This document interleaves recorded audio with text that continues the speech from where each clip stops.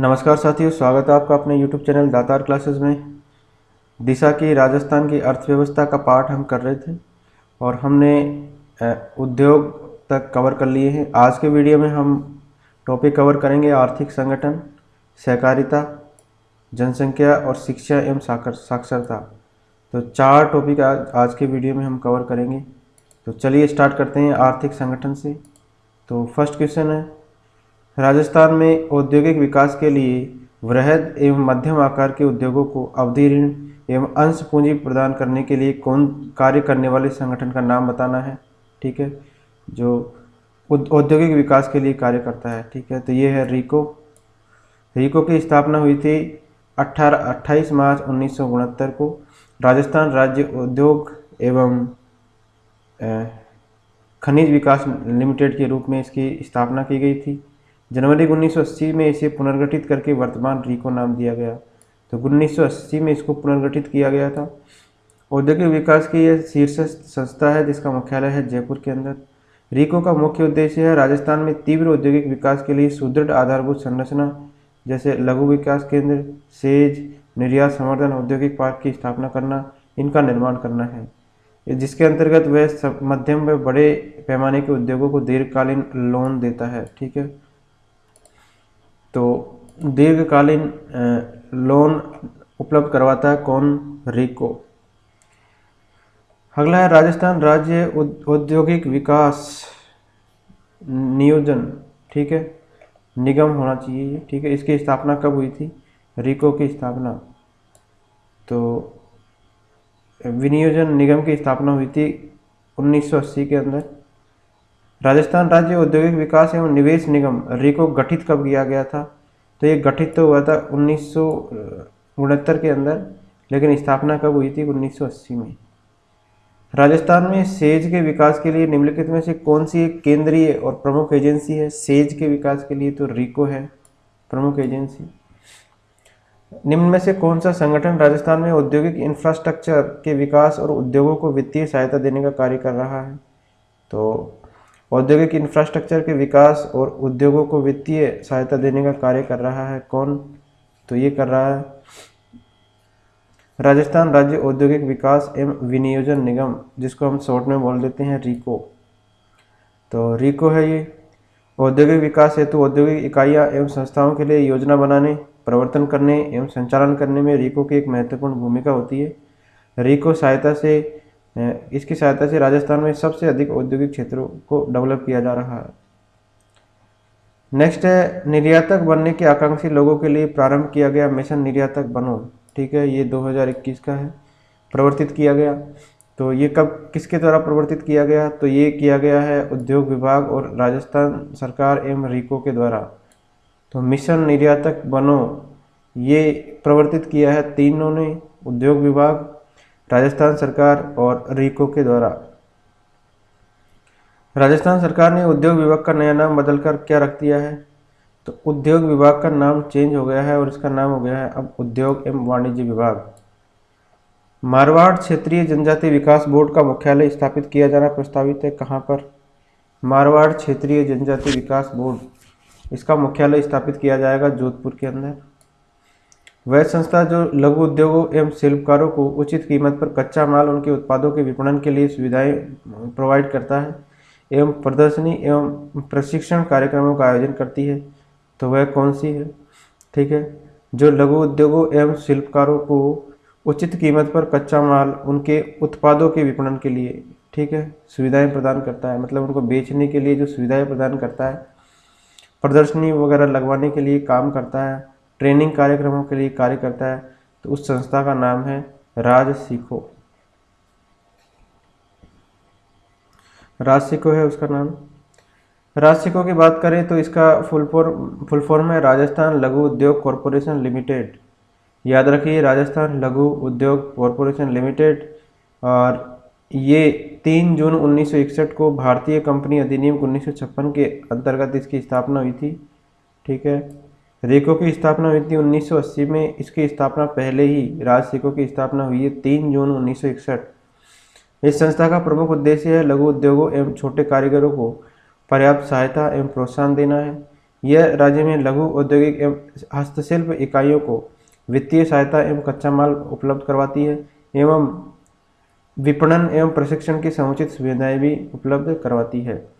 यह संस्थान लघु उद्योगों के विकास के लिए कारीगरों को कच्चे माल की उचित कीमत, उचित प्रशिक्षण एवं निर्मित उत्पाद का उचित मूल्य उपलब्ध करवाता है। इसी कार्य के लिए इस संस्था ने अंतर्राष्ट्रीय व्यापारिक जोन स्थापित किया है। क्या स्थापित किया है? अंतर्राष्ट्रीय व्यापारिक जोन स्थापित किया है। किसने? राजसिको ने। नेक्स्ट है लघु उद्योगों की सहायता के लिए राजस्थान लघु उद्योग कॉरपोरेशन लिमिटेड, राजसिको की स्थापना कौन से वर्ष में हुई? तो ये हुई 1961 में। निम्न में से कौन सी संस्था है जो हस्तशिल्पियों से सीधे उनके द्वारा उत्पादित जो हस्तशिल्प वस्तुएं हैं उनको खरीदती है? तो हस्तशिल्पियों के द्वारा जो चीज़ें उत्पादित की जाती है उनको सीधे कौन खरीदती है? तो ये खरीदती है राजसिको, राजस्थान लघु उद्योग कॉरपोरेशन लिमिटेड। रिडकोर, RIDCOR, ये क्या है? तो रिडकोर है road infrastructure development company of Rajasthan. क्या है? Road infrastructure development company of Rajasthan. तो ऑप्शन नंबर 1। रिडकोर की बात करें तो राजस्थान सरकार व इंफ्रास्ट्रक्चर लीजिंग व फाइनेंशियल सर्विसेज, ठीक है, इसकी 50-50 इसमें हिस्सेदारी की भागीदारी से गठित है ये रिडकोर। कौन कौन है इसमें 50-50 में? राजस्थान सरकार है एक तो, और एक है इंफ्रास्ट्रक्चर लीजिंग व फाइनेंशियल सर्विसेज। तो इस तरीके से इसका फुल फॉर्म है road infrastructure development company of Rajasthan. Rajasthan के प्रमुख नगरों के आधारभूत विकास के लिए जो अभिकरण अपना दायित्व निर्वहन कर रहा है वह है, ठीक है, आधारभूत विकास के लिए जो अभिकरण अपना दायित्व निर्वहन कर रहा है वह कौन सा है? तो वो है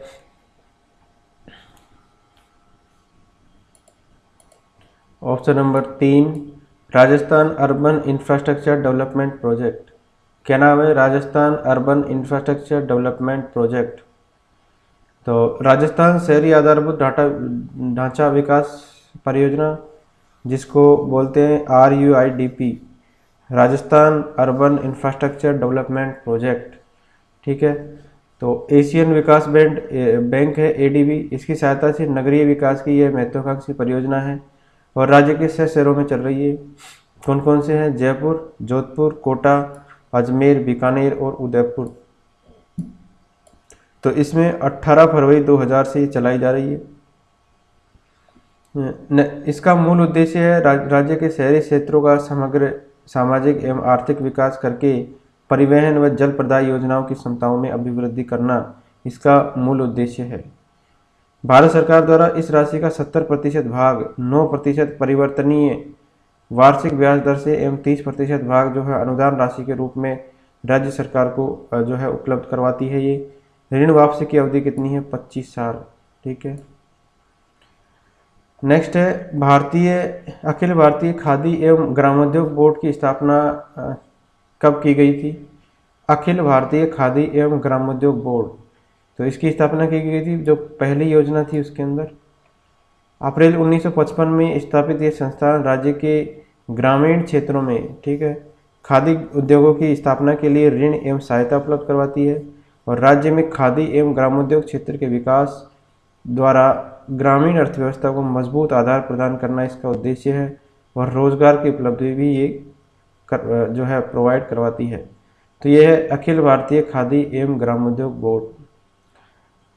राजस्थान में उद्यम प्रोत्साहन संस्थान की स्थापना किसकी सहायता से की गई है और क्यों की गई है? तो ये की गई है नए साहसियों को प्रशिक्षण देने के लिए, उद्यम प्रोत्साहन संस्थान।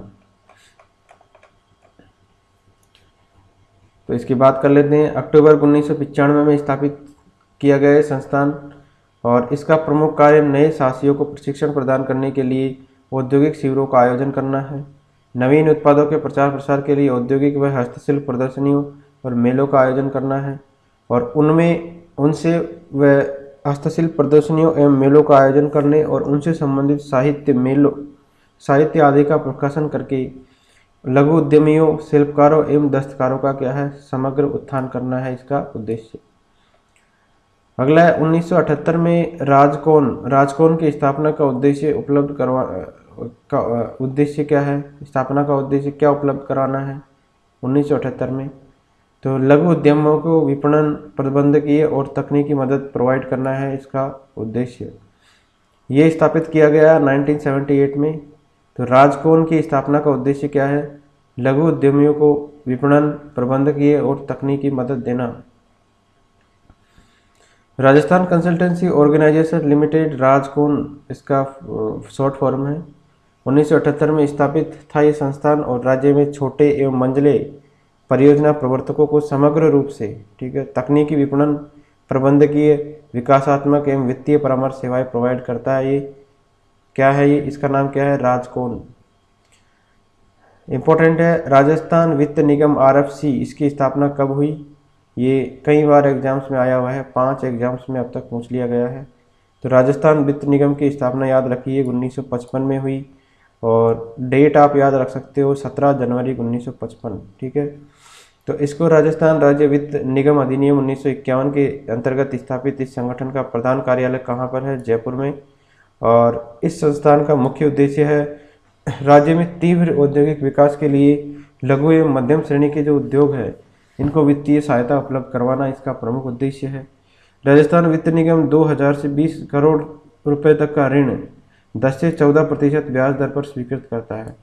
तो मिनिमम है 2000, मैक्सिमम है 20 करोड़ रुपए तक का ये लोन देता है और इसके रेट ऑफ इंटरेस्ट रहती है 10 से लेके 14%।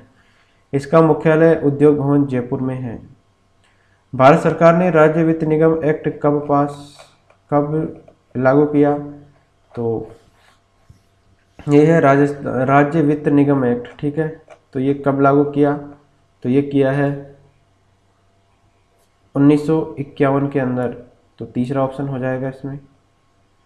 अगला है राजस्थान राज्य वित्त निगम का प्रमुख उद्देश्य बताना है क्या है, तो इसका प्रमुख उद्देश्य है राज्य में उद्योगों को आर्थिक सहायता प्रदान करना, ठीक है। तो इसके लिए राजस्थान राज्य वित्त निगम का ये इसका उद्देश्य है।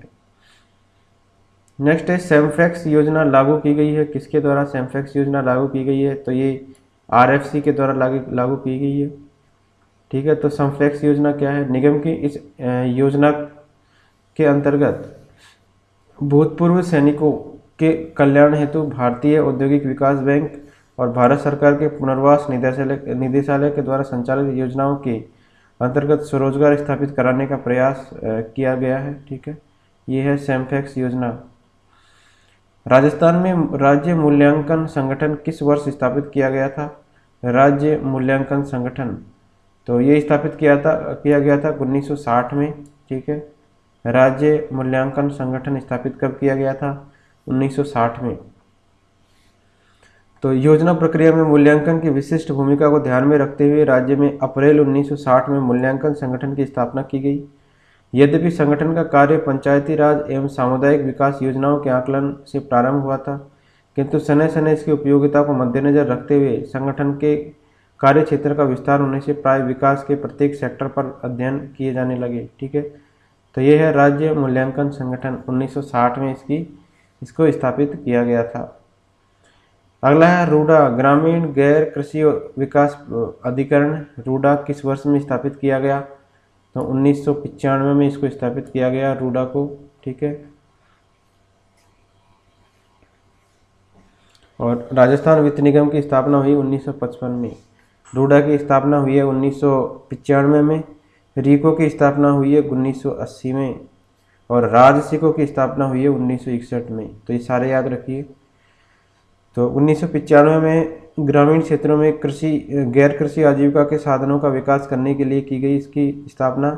रूडा क्या करता है, लघु उद्योगों के क्लस्टर के विकास के द्वारा ग्रामीण क्षेत्रों में स्थायी आजीविका के साधन विकसित करने के लिए कार्य करती है।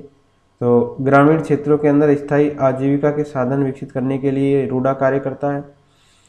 इसके अलावा ग्रामीण एवं गैर कृषि विकास अभिकरण रूडा, इसके द्वारा ग्रामीण गैर कृषि क्षेत्र में रोजगार के अधिकाधिक अवसर उपलब्ध करवाने, ग्रामीण दस्तकारों के जीवन स्तर में सुधार करने, उन्हें बाजार एवं आधुनिक तकनीकी उपलब्ध करवाने हेतु सतत प्रयास किए जा रहे हैं।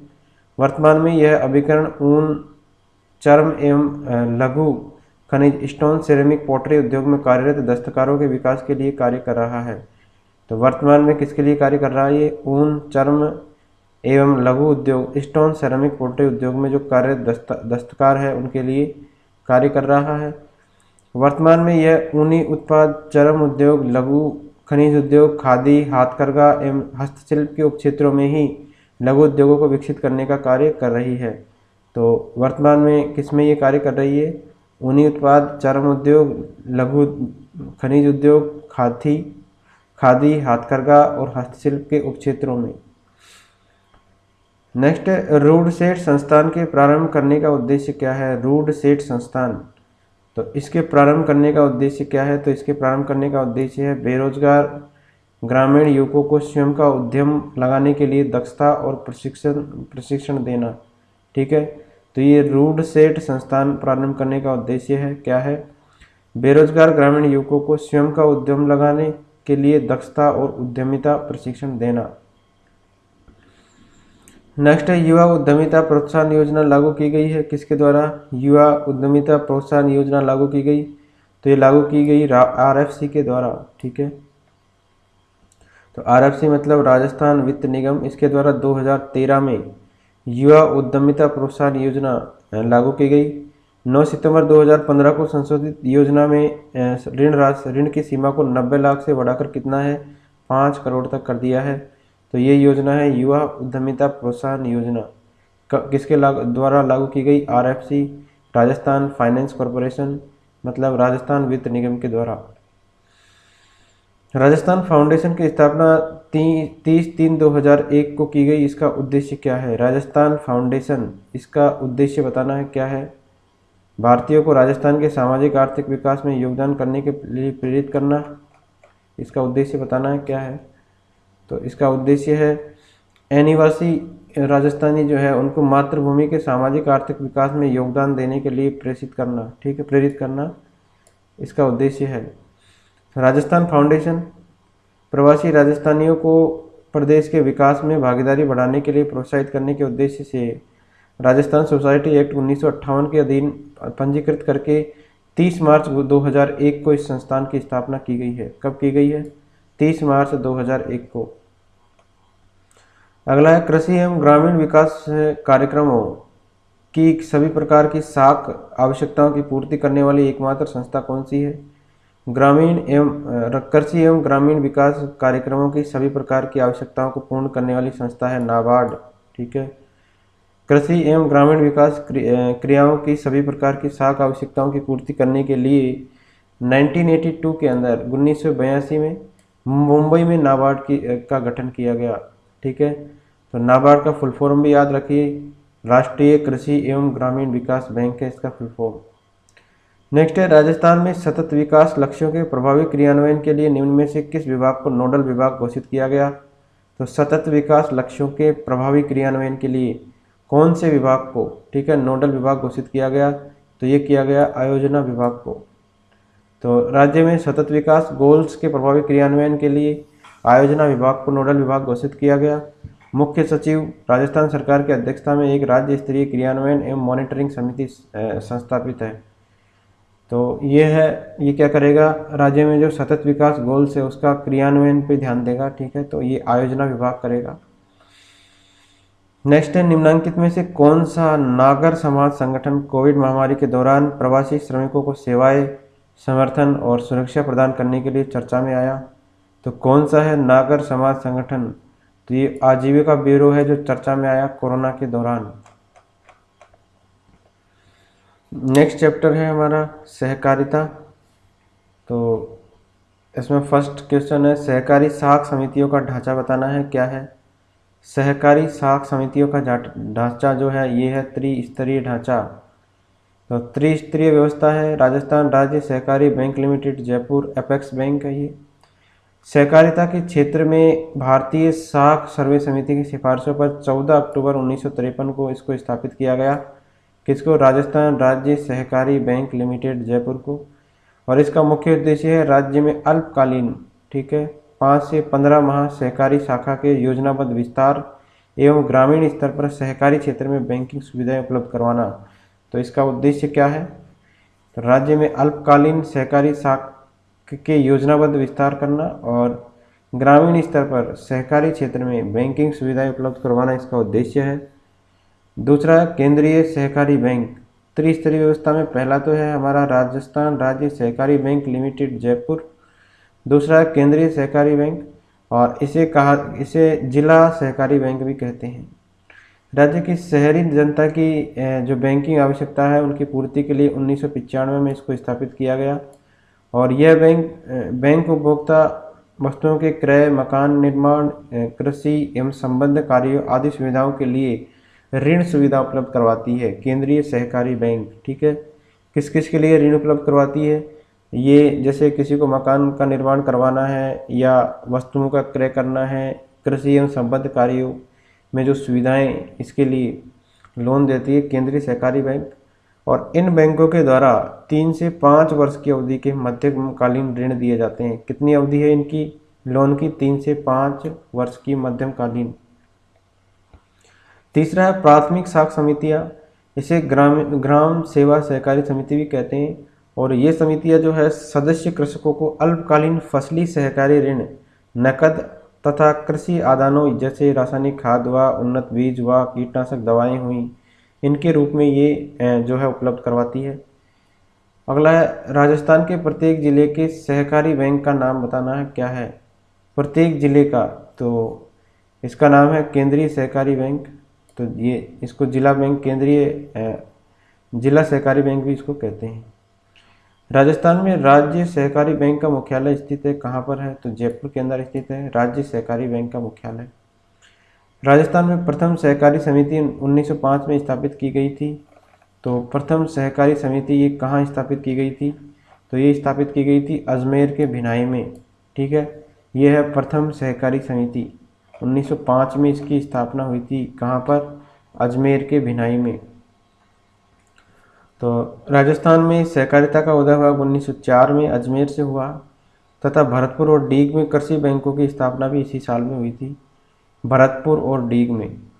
अक्टूबर 1905 में भिनाई यानी अजमेर में राज्य की प्रथम सहकारी समिति की स्थापना की गई, अक्टूबर 1905 में। अगला है सहकारी शिक्षा एवं प्रबंध के लिए संस्था स्थापित की गई है। सहकारी शिक्षा और प्रबंध के लिए कौन सी संस्था स्थापित जो संस्था स्थापित की गई है वो कहाँ पर है? तो ये है जयपुर के अंदर, और इसका नाम है RICEM, राजस्थान सहकारी शिक्षा और प्रबंधन संस्थान। तो राज्य में सहकारिता की शिक्षण एवं प्रशिक्षण के लिए राजस्थान सहकारी शिक्षा एवं प्रबंधन संस्थान, रायसेम जिसको बोलते हैं, इसकी स्थापना हुई थी 1 अप्रैल 1994 को झालाना डोंगरी जयपुर में इसकी स्थापना की गई है। तो ये है राजस्थान सहकारी शिक्षा एवं प्रबंध संस्थान, ठीक है। इसकी स्थापना कहाँ की गई? जयपुर के अंदर। राजस्थान जनजातीय क्षेत्रीय विकास सहकारी संघ, ठीक है, इसकी स्थापना कब की गई? तो राजस्थान जनजातीय क्षेत्रीय विकास सहकारी संघ, तो इसकी स्थापना की गई थी 1976 के अंदर। तो दूसरा ऑप्शन। तो 1976 में स्थापित इस संगठन का मुख्यालय है उदयपुर के अंदर। कौन सा संगठन है ये? ये है राजस्थान जनजातीय क्षेत्रीय विकास सहकारी संघ।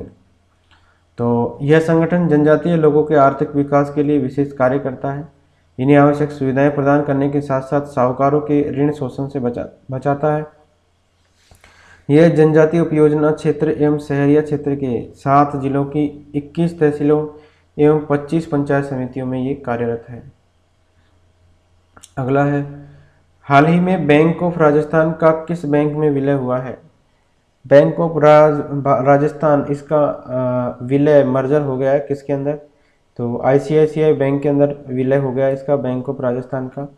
BOR जो 13 अगस्त 2010 से बैंक ऑफ राजस्थान की सभी शाखाएं जो है ICICI बैंक की हो गई है, और ICICI बैंक का यह तीसरा विलय है।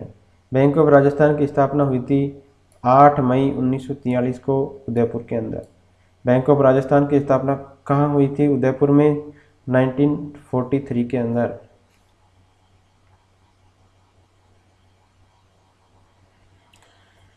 अगला है, कृषि एवं ग्रामीण विकास के लिए संस्थागत वित्त की व्यवस्था की समीक्षा के लिए शिव रमन की अध्यक्षता में बनी समिति का प्रतिवेदन जाना जाता है। तो कौन सी रिपोर्ट से जाना जाता है? कृषि एवं ग्रामीण विकास के लिए संस्थागत वित्त की व्यवस्था की समीक्षा के लिए, तो ये जाना जाता है क्रेफिकार्ड रिपोर्ट से। ठीक है, तो इसका प्रतिवेदन किससे जाना जाता है? क्रेफिकार्ड रिपोर्ट से। अखिल भारतीय साख सर्वेक्षण समिति 1951 से 53 के प्रतिवेदन के पश्चात भारत सरकार के द्वारा दूसरी महत्वपूर्ण समिति श्री शिवरमण की अध्यक्षता में गठित की गई और इसकी रिपोर्ट क्रेफिकार्ड रिपोर्ट कहलाती है। क्या कहलाती है इसकी रिपोर्ट? क्रेफिकार्ड रिपोर्ट। और 1981 की सिफारिशों के आधार पर ग्राम सेवा सहकारी समितियों को बहुउद्देशीय ऋण आवश्यकताएं एक ही स्थान पर पूरी करने के लिए क्रेफिकार्ड योजना 1984 में लागू की गई थी। तो क्रेफिकार्ड योजना कब स्टार्ट हुई थी? 1984 में।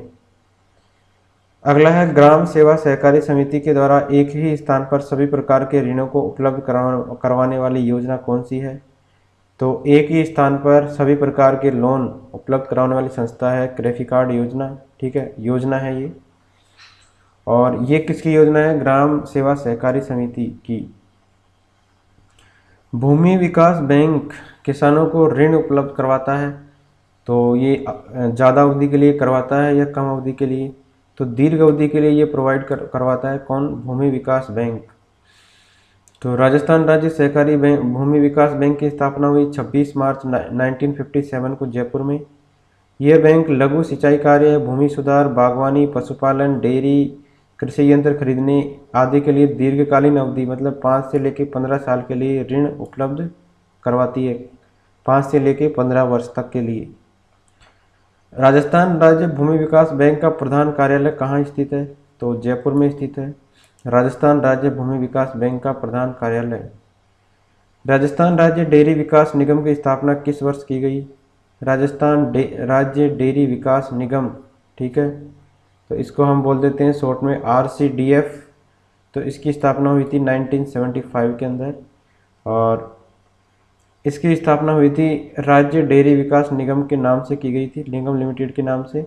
और इसका नाम फिर चेंज किया गया। 1975 में स्थापना हुई थी और फिर इसका नाम बदल गया था 1977 में।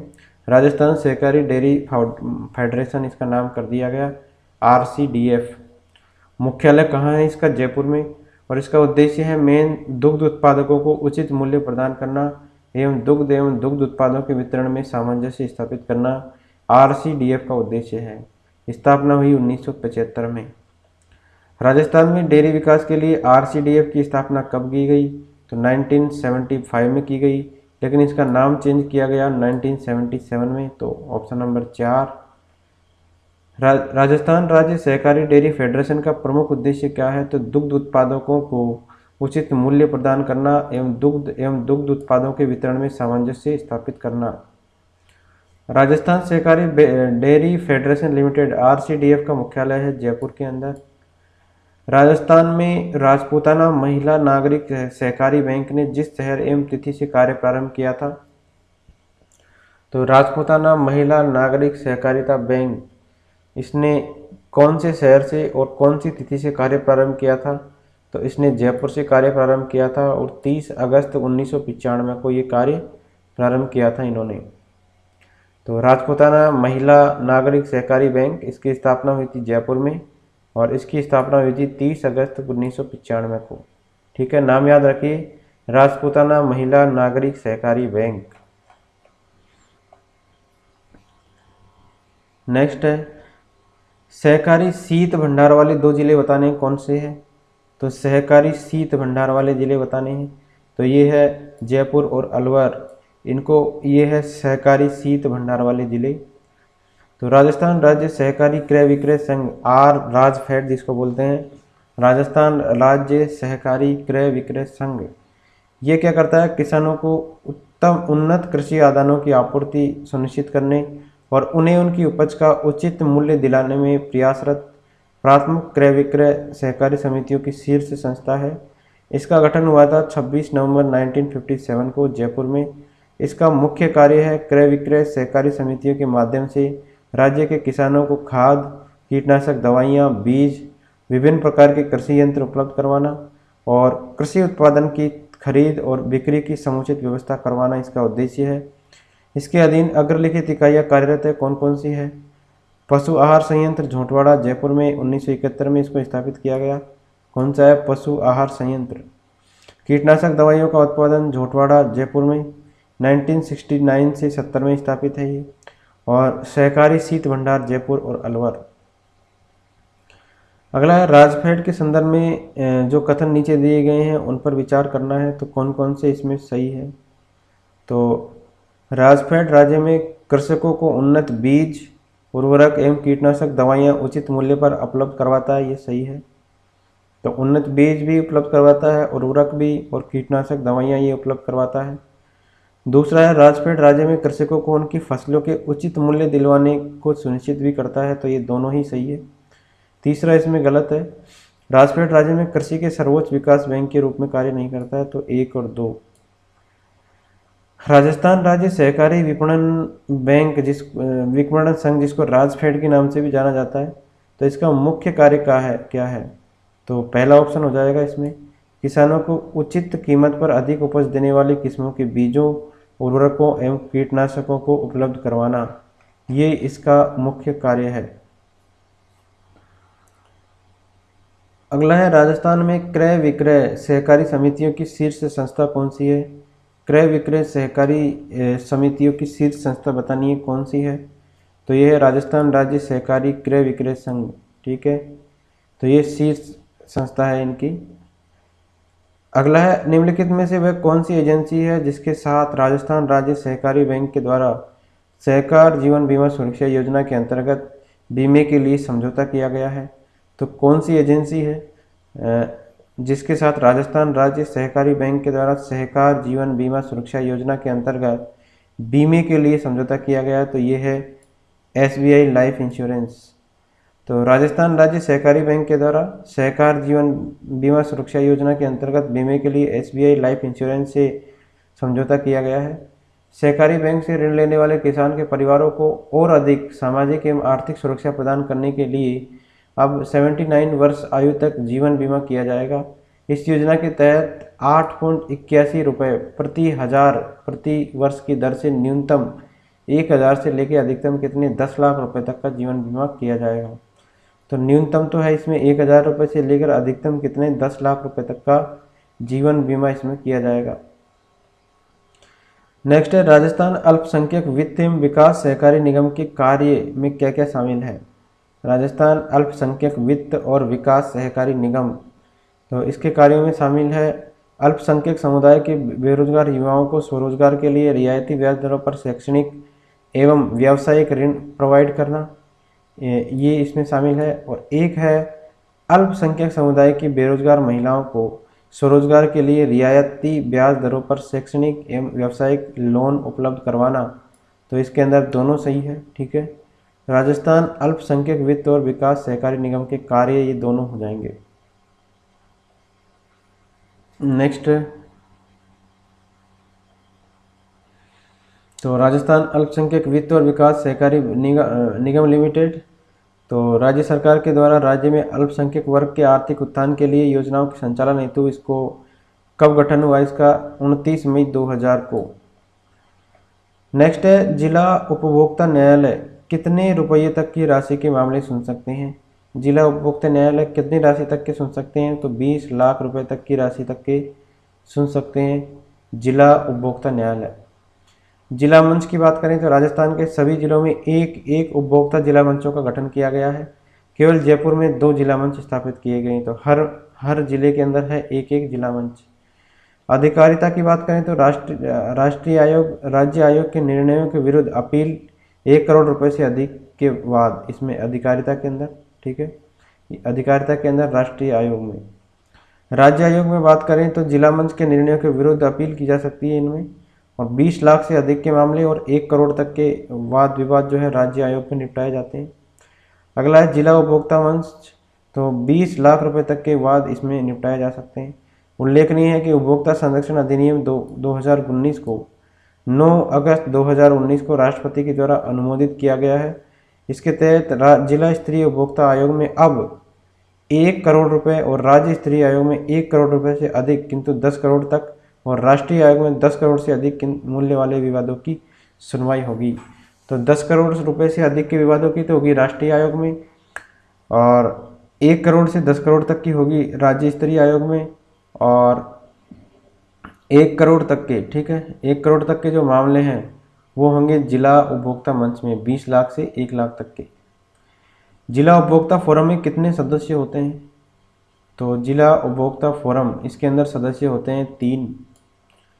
तो इसका स्वरूप होता है प्रत्येक जनपद में राज्य सरकार के द्वारा जिला जज की योग्यता रखने वाले जो व्यक्ति है उसकी अध्यक्षता में जिला फोरम का गठन किया जाएगा, जिसमें अन्य 2 सदस्य होंगे। इनमें 1 महिला का सदस्य होना अनिवार्य है। तो प्रत्येक सदस्य की नियुक्ति अध्यक्ष सहित 5 वर्ष की अवधि के लिए की जाएगी। तो जिला उपभोक्ता फोरम इसके अंदर जो तीन की टीम होती है, इसके अंदर एक अध्यक्ष होता है और 2 सदस्य होते हैं इसके, ठीक है, और 1 सदस्य का होना महिला होना इसमें अनिवार्य है।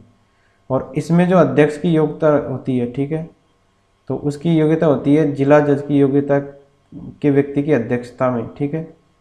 तो जिला जज की योग्यता रखने वाला व्यक्ति जो होता है वो इसका अध्यक्ष होता है, और 2 सदस्य होते हैं जिनमें 1 होती है महिला अनिवार्य रूप से, और इनकी जो नियुक्ति की जाती है वो की जाती है 5 वर्ष के लिए। राजस्थान फसली ऋण माफी योजना 2018 के संदर्भ में कौन सा कथन सही नहीं है? तो फसली ऋण माफी योजना 2018, इसमें जो कथन गलत है वो बताना है। तो इसमें चौथा नंबर का ऑप्शन गलत है। योजना है जो सभी प्रकार के बैंकों के द्वारा प्रदत्त अल्पकालीन फसली ऋण पर प्रभावी नहीं होगी ये, ठीक है, केवल सहकारी बैंकों पर ही ये प्रभावी होगी। नेक्स्ट है निम्नलिखित में से सही कथन बताना है। राजस्थान में डेयरी विकास कार्यक्रम अर्थशास्त्र के सिद्धांत पर आधारित है। डेयरी विकास कार्यक्रम अर्थशास्त्र के सिद्धांत पर आधारित नहीं है, ये गलत है। डेयरी विकास कार्यक्रम का प्रमुख उद्देश्य दूध का उत्पादन बढ़ाना है, ये भी सही है। तो तीसरा, राजस्थान कोऑपरेटिव डेयरी फेडरेशन उद्योग की शीर्षतम संस्था है। तो ऑप्शन नंबर दूसरा और तीसरा, ठीक है, ख और ग इसमें सही है। Option number 4।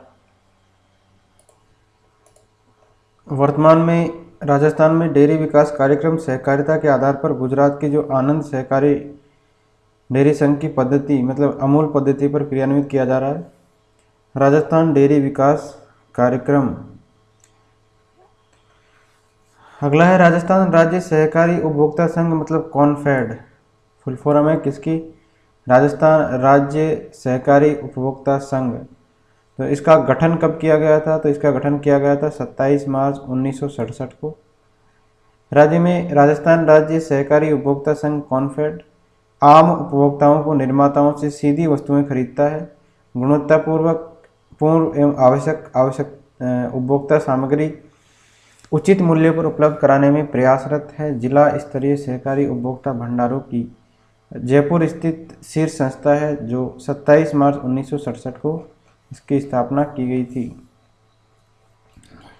अगला टॉपिक है जनसंख्या। तो जनसंख्या 2011 कौन सा जनगणना सर्वे था? तो 2011 की जो जनगणना थी वो थी 15वीं जनगणना, ठीक है, और स्वतंत्रता प्राप्ति के बाद की है 7वीं जनगणना, ठीक है। तो 2011 की है वो 15वीं है और स्वतंत्रता प्राप्ति के बाद है 7वीं। वर्ष 2011 की जनगणना के अंतरिम आंकड़ों के अनुसार राजस्थान की कुल जनसंख्या कितनी है? तो राजस्थान की कुल जनसंख्या है 6,86,21,012 6.86 करोड़, ठीक है। तो राज्य जनगणना निदेशालय की ओर से 25 मई 2013 को जारी 2011 की जनगणना के अंतिम आंकड़ों के अनुसार प्रदेश की जनसंख्या एक दशक में 5.65 थी। 2001 की जनगणना के अनुसार उससे बढ़कर हो गई 6.86 हो गई है, ठीक है। अगला है 2011 की आंकड़ों के अनुसार राज्य की जनसंख्या कितनी है? तो 2011 के आंकड़ों के अनुसार राज्य की जनसंख्या है 6.86 करोड़। राजस्थान भारत की जनगणना 2011 के अनुसार राजस्थान भारत का सर्वाधिक जनसंख्या वाला राज्य है। तो सर्वाधिक जनसंख्या वाला राज्यों में है 8वां राज्य, 8वां स्थान है राजस्थान का, ठीक है। तो 2001 की जनगणना के अनुसार देश में राजस्थान का 8वां, मतलब यहाँ पर जो पूरी जनसंख्या उसका 5.67% निवास करता है। 5.67% जनसंख्या राजस्थान में निवास करती है। तेलंगाना राज्य के गठन के बाद राजस्थान का स्थान 7वां हो गया है। इसके बाद में तेलंगाना जैसे ही बना उसके बाद में राजस्थान का स्थान हो गया 8वें से 7वां। तो वर्तमान में राजस्थान का स्थान है 7वां। 2011 की जनगणना के अनुसार राज्य की जनसंख्या वृद्धि दर कितनी है? तो राज्य की जनसंख्या में वृद्धि दर ये है 21.3%। तो ऑप्शन नंबर 1 21.3% है जनसंख्या वृद्धि दर। जनगणना 2011 के अंतिम आंकड़ों मतलब फाइनल फिगर्स के अनुसार राजस्थान की 10 की वृद्धि दर रही 21.3%। इस प्रकार पिछले दशक 1991 से 2001 में 28.41% की तुलना में इस बार 10 की वृद्धि 7.10% कम हुई है। तो 7.10% 10 की वृद्धि कम हुई है। अगला है राजस्थान के किस जिले में वर्ष 2011 1 से 11 के दौरान सर्वाधिक जनसंख्या वृद्धि दर पाई गई? तो किस जिले के अंदर पाई गई सर्वाधिक जनसंख्या वृद्धि दर? तो ये पाई गई है बाड़मेर जिले के अंदर। ठीक है, तो बाड़मेर जिले के अंदर पाई गई सर्वाधिक जनसंख्या वृद्धि दर। तो राज्य के समस्त जिलों में इस दशक में 10 की वृद्धि दर में कमी आई है। बाड़मेर की सर्वाधिक 32.5% और गंगानगर की सबसे कम 10% 10 की वृद्धि रही है। 10 की वृद्धि दर में सर्वाधिक कमी क्रम से गंगानगर में 17.59%, ठीक है, और जैसलमेर में 15.72% हुई है। 10 की वृद्धि दर में न्यूनतम कमी क्रम से जालौर में 0.60% और डूंगरपुर में 1.26% हुई है। ठीक है, ये न्यूनतम कमी है। 2011 की जनगणना के अनुसार निम्न में से राजस्थान के किस जिले की 10 की जनसंख्या वृद्धि दर न्यूनतम रही है? न्यूनतम बताना है तो न्यूनतम वृद्धि दर रही है गंगानगर की। ठीक है, तो गंगानगर की जो 10 की वृद्धि रही है सबसे कम रही है कितनी? 10%। और बाड़मेर की 10 की वृद्धि रही है सबसे ज़्यादा कितनी? 32.5%।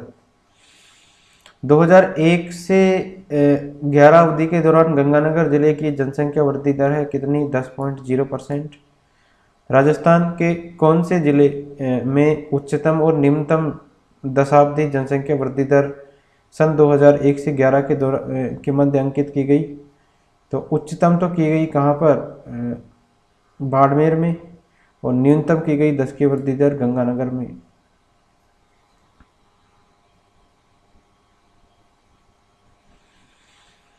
राजस्थान में किस जनगणना वर्ष में सर्वाधिक जनसंख्या 10 की वृद्धि दर अंकित की गई? तो सर्वाधिक जनसंख्या 10 की वृद्धि दर ये अंकित की गई कौन से किस जनगणना वर्ष में? तो ये की गई 1981 में, और ये 10 की वृद्धि दर रही 32.97%। 2001 से 11 के दशक के दौरान राजस्थान का सर्वाधिक जनसंख्या वाला जिला कौन सा है? तो जयपुर है सर्वाधिक जनसंख्या वाला। ठीक है, तो जयपुर में निवास करते हैं 66.26 लाख लोग। फिर जोधपुर है 36.87 लाख, और उदयपुर में है 30.68 लाख लोग।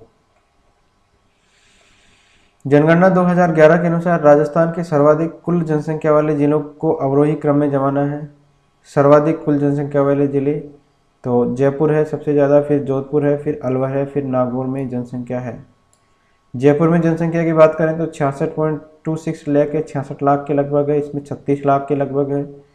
ठीक है, और अलवर में भी 36 लाख के लगभग है। इसके बाद में नागौर में है 33 लाख के लगभग। अगला है राजस्थान के जिलों का जनसंख्या आकार मतलब कुल जनसंख्या की दृष्टि से अवरोही क्रम बताना है।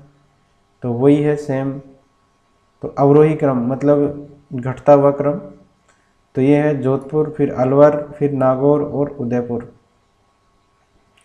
राजस्थान के विभिन्न जिलों में जनसंख्या वितरण के बढ़ते क्रम के संबंध में दिए गए सही विकल्प की पहचान करनी है। बढ़ता हुआ क्रम कौन सा है? तो जयपुर है लास्ट में, फिर जोधपुर है। ठीक है, उसके बाद में है कौन सा? बीकानेर है, फिर अजमेर है। तो इसमें ऑप्शन नंबर 3 सॉरी इसमें 1 सही हो जाएगा। ठीक है, तो सबसे ज़्यादा जनसंख्या है दिए गए ऑप्शन में जयपुर में, फिर जोधपुर में, फिर अजमेर में है, और फिर है बीकानेर में। तो ऑप्शन नंबर 1 इसका सही उत्तर। तो बीकानेर के अंदर है 23.63 लाख, फिर अजमेर के अंदर है 25.83 लाख, उसके बाद में जोधपुर में है, फिर है जयपुर में। जनसंख्या की दृष्टि से राज्य का सबसे बड़ा संभाग बताना है, कौन सा है? तो जनसंख्या की दृष्टि से बात करें तो सबसे बड़ा संभाग है कौन सा? जयपुर संभाग। तो सबसे छोटा है कोटा और सबसे बड़ा है जयपुर संभाग। राजस्थान में न्यूनतम जनसंख्या वाले निम्नलिखित 3 जिलों का सही बढ़ता क्रम बताना है। न्यूनतम जनसंख्या वाले 3 जिले, ठीक है, उनका बढ़ता हुआ क्रम है, ये है जैसलमेर, प्रतापगढ़ और सिरोही, ठीक है। तो न्यूनतम जनसंख्या 2011 वाले 5 जिले कौन कौन से हैं? जैसलमेर है, इसमें 6.69 लाख लोग निवास करते हैं, फिर प्रतापगढ़ है, फिर सिरोही है, फिर बूंदी है, फिर राजसमंद है। तो ये न्यूनतम जनसंख्या वाले जिले हैं। तो राजस्थान में न्यूनतम जनसंख्या है जैसलमेर में, उसके बाद है, उससे ज़्यादा है प्रतापगढ़ में। वर्ष 2011 में निम्न में से कौन से 2 जिले उनकी कुल जनसंख्या में सबसे कम अनुसूचित जनजाति प्रतिशत रखते हैं? तो सबसे कम अनुसूचित जनजाति का प्रतिशत कौन से जिले रखते हैं? तो ये रखते हैं बीकानेर और नागौर, ठीक है। तो न्यूनतम अनुसूचित जनजाति का प्रतिशत वाला जिला है बीकानेर और फिर है नागौर। 2001 की जनगणना के अनुसार राजस्थान का जनसंख्या वृद्धि दर राष्ट्रीय औसत से क्या है? अधिक है, कम है, समान है? तो ये है अधिक, ठीक है। 2001 की जनगणना के अनुसार राजस्थान का जनसंख्या वृद्धि दर राष्ट्रीय औसत से क्या है? अधिक है।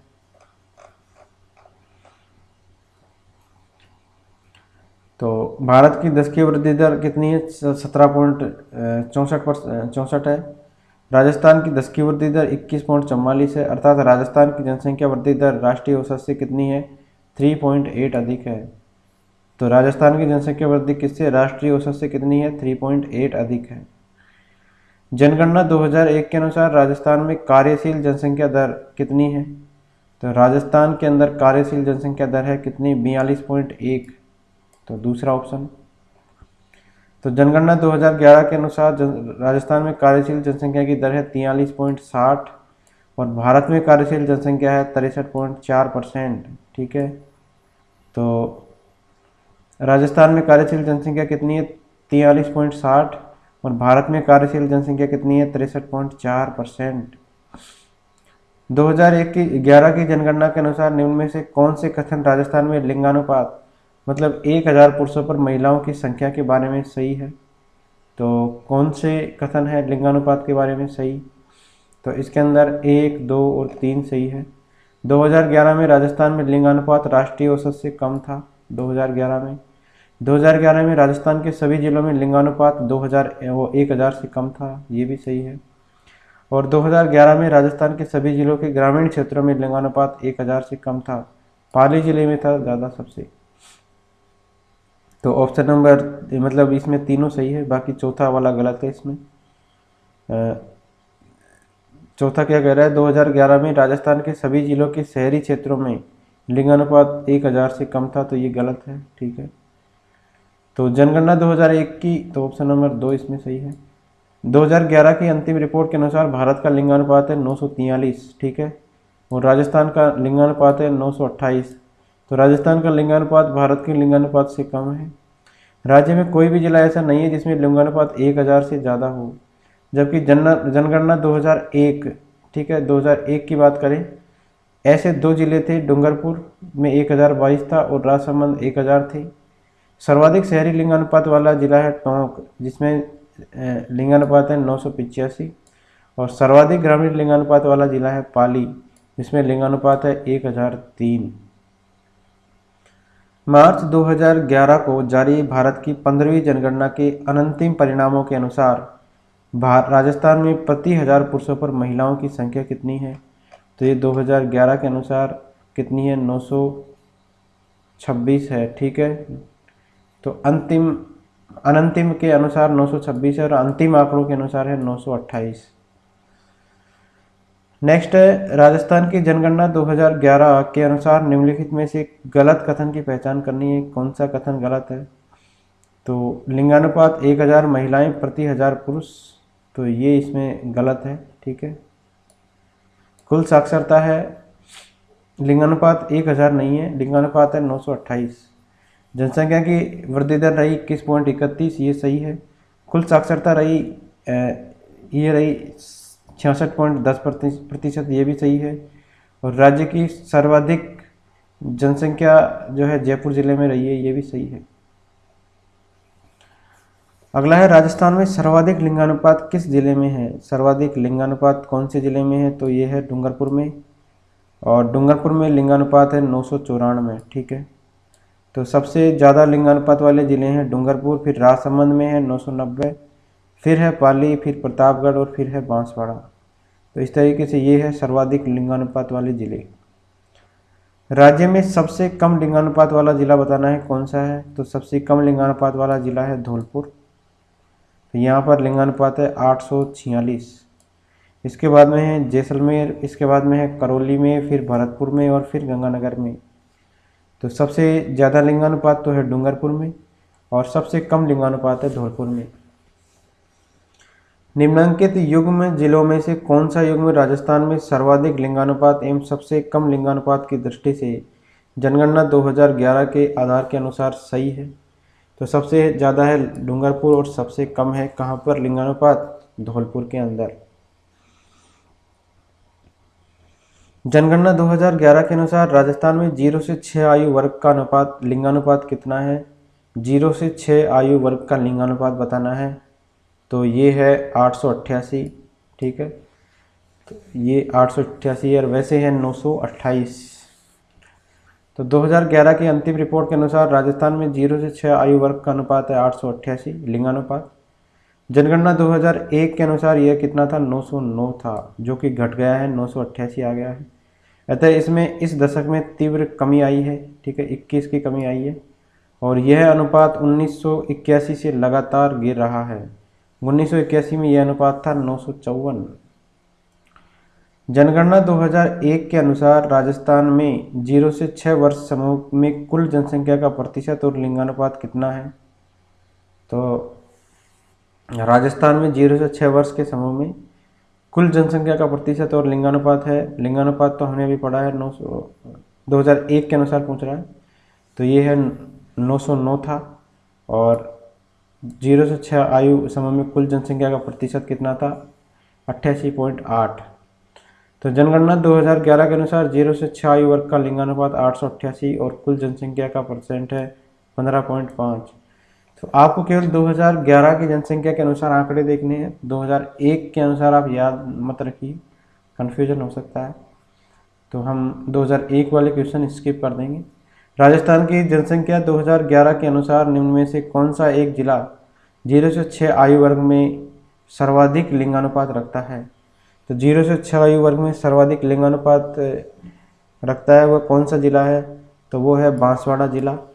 तो 0 से 6 आयु वर्ग में सर्वाधिक लिंगानुपात है बांसवाड़ा में और ये लिंगानुपात है 934। ओवरऑल कितना है, 888। इसके बाद में है प्रतापगढ़, इसमें 933 है। इसके बाद में भीलवाड़ा है 928, उदयपुर है 924 और डूंगरपुर है 922। राजस्थान में 0 से 6 वर्ष आयु वर्ग में न्यूनतम लिंगानुपात वाला जिला कौन सा है, तो न्यूनतम किसमें है, न्यूनतम बात करें तो न्यूनतम लिंगानुपात है झुंझुनू के अंदर। ठीक है, 0 से 6 आयु वर्ग की सीरीज में तो झुंझुनू का लिंगानुपात है 837। उससे ज़्यादा सीकर का है, फिर करौली का है, फिर गंगानगर का है, फिर धौलपुर का है। निम्नलिखित में से किस जिले में 2011 में न्यूनतम बाल लिंगानुपात मतलब 0 से 6 वर्ष का अंकित किया गया। तो न्यूनतम लिंगानुपात जो है अंकित किया गया, ये किया गया करौली का, दिए गए विकल्प में से। वैसे बात करें न्यूनतम बाल लिंगानुपात ये कहाँ है, झुंझुनू का। राजस्थान जनगणना 2011 के अनुसार राजस्थान के कौन से जिलों में 0 से 6 आयु वर्ग का लिंगानुपात 820 महिला प्रति 1000 पुरुष से कम पाया गया है। तो 820 से कम पाया गया है झुंझुनू और सीकर के अंदर। ठीक है, 2011 की जनगणना के अनुसार। अगला है दिए गए भौगोलिक क्षेत्र में से एक वर्ष में प्रति 1000 जीवित शिशुओं में से 1 वर्ष या इससे कम आयु वर्ग में जो मर जाए शिशु, तो उनकी संख्या को क्या कहते हैं, तो उनको कहते हैं शिशु मातृ दर। मतलब किसी भी भौगोलिक क्षेत्र में एक वर्ष में प्रति 1000 जीवित अगर जन्म लिया है शिशुओं में से, तो उसमें से अगर एक वर्ष या उससे कम आयु के जितने शिशु खत्म हो जाते हैं, एक्सपायर हो जाते हैं, उनकी संख्या को कहते हैं शिशु मृत्यु दर।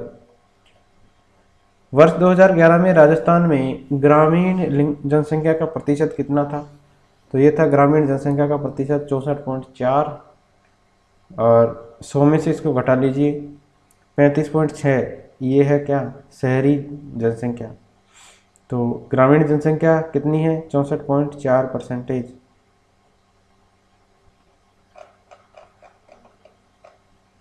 अगला है आर्थिक समीक्षा 2017-18 के अनुसार शिशु मृत्यु दर IMR प्रति 1000 जीवित जन्म 2016 में कितनी रही है? तो IMR इन्फेंट मोर्टेलिटी रेट, ठीक है, ये कितनी रही है? तो ये रही है 41 2016 में, ठीक है। तो ये आर्थिक समीक्षा 2017-18 के अनुसार आंकड़े हैं। एक महिला के जीवन काल में पैदा हुए या हो सकने वाले बच्चों की संख्या अगर वह महिला जनसंख्या में उम्र विशिष्ट उर्वरकता की प्रचलित दर के अधीन होता है तो वो कहलाती है क्या? वो कहलाती है कुल उर्वरकता दर। राज्य में सर्वाधिक जनसंख्या घनत्व वाला जिला बताना है तो ये है जयपुर, ठीक है। तो इसका जनसंख्या घनत्व है 595। इसके बाद में है भरतपुर, इसका जनसंख्या घनत्व है 503। इसके बाद में आता है दौसा, इसका है 476, और अलवर इसका है 438। 2011 की जनगणना के अनुसार राजस्थान के निम्न में से किस जिले का जनसंख्या घनत्व दूसरे स्थान पर था? तो ये था भरतपुर का, ठीक है। पहले पे है जयपुर, दूसरे पे है भरतपुर। 595 है जयपुर का और 503 है भरतपुर का। राजस्थान के कौन से जिले में जनसंख्या का सबसे कम घनत्व पाया जाता है? तो सबसे कम घनत्व जहाँ पर जो है क्षेत्रफल ज़्यादा होगा, जनसंख्या कम होगी, तो वो है जैसलमेर। यहाँ पर है इसका जनसंख्या घनत्व है कितना? 17। इसके बाद में है बीकानेर, इसके बाद में है बाड़मेर, इसके बाद में है चूरू और फिर है जोधपुर।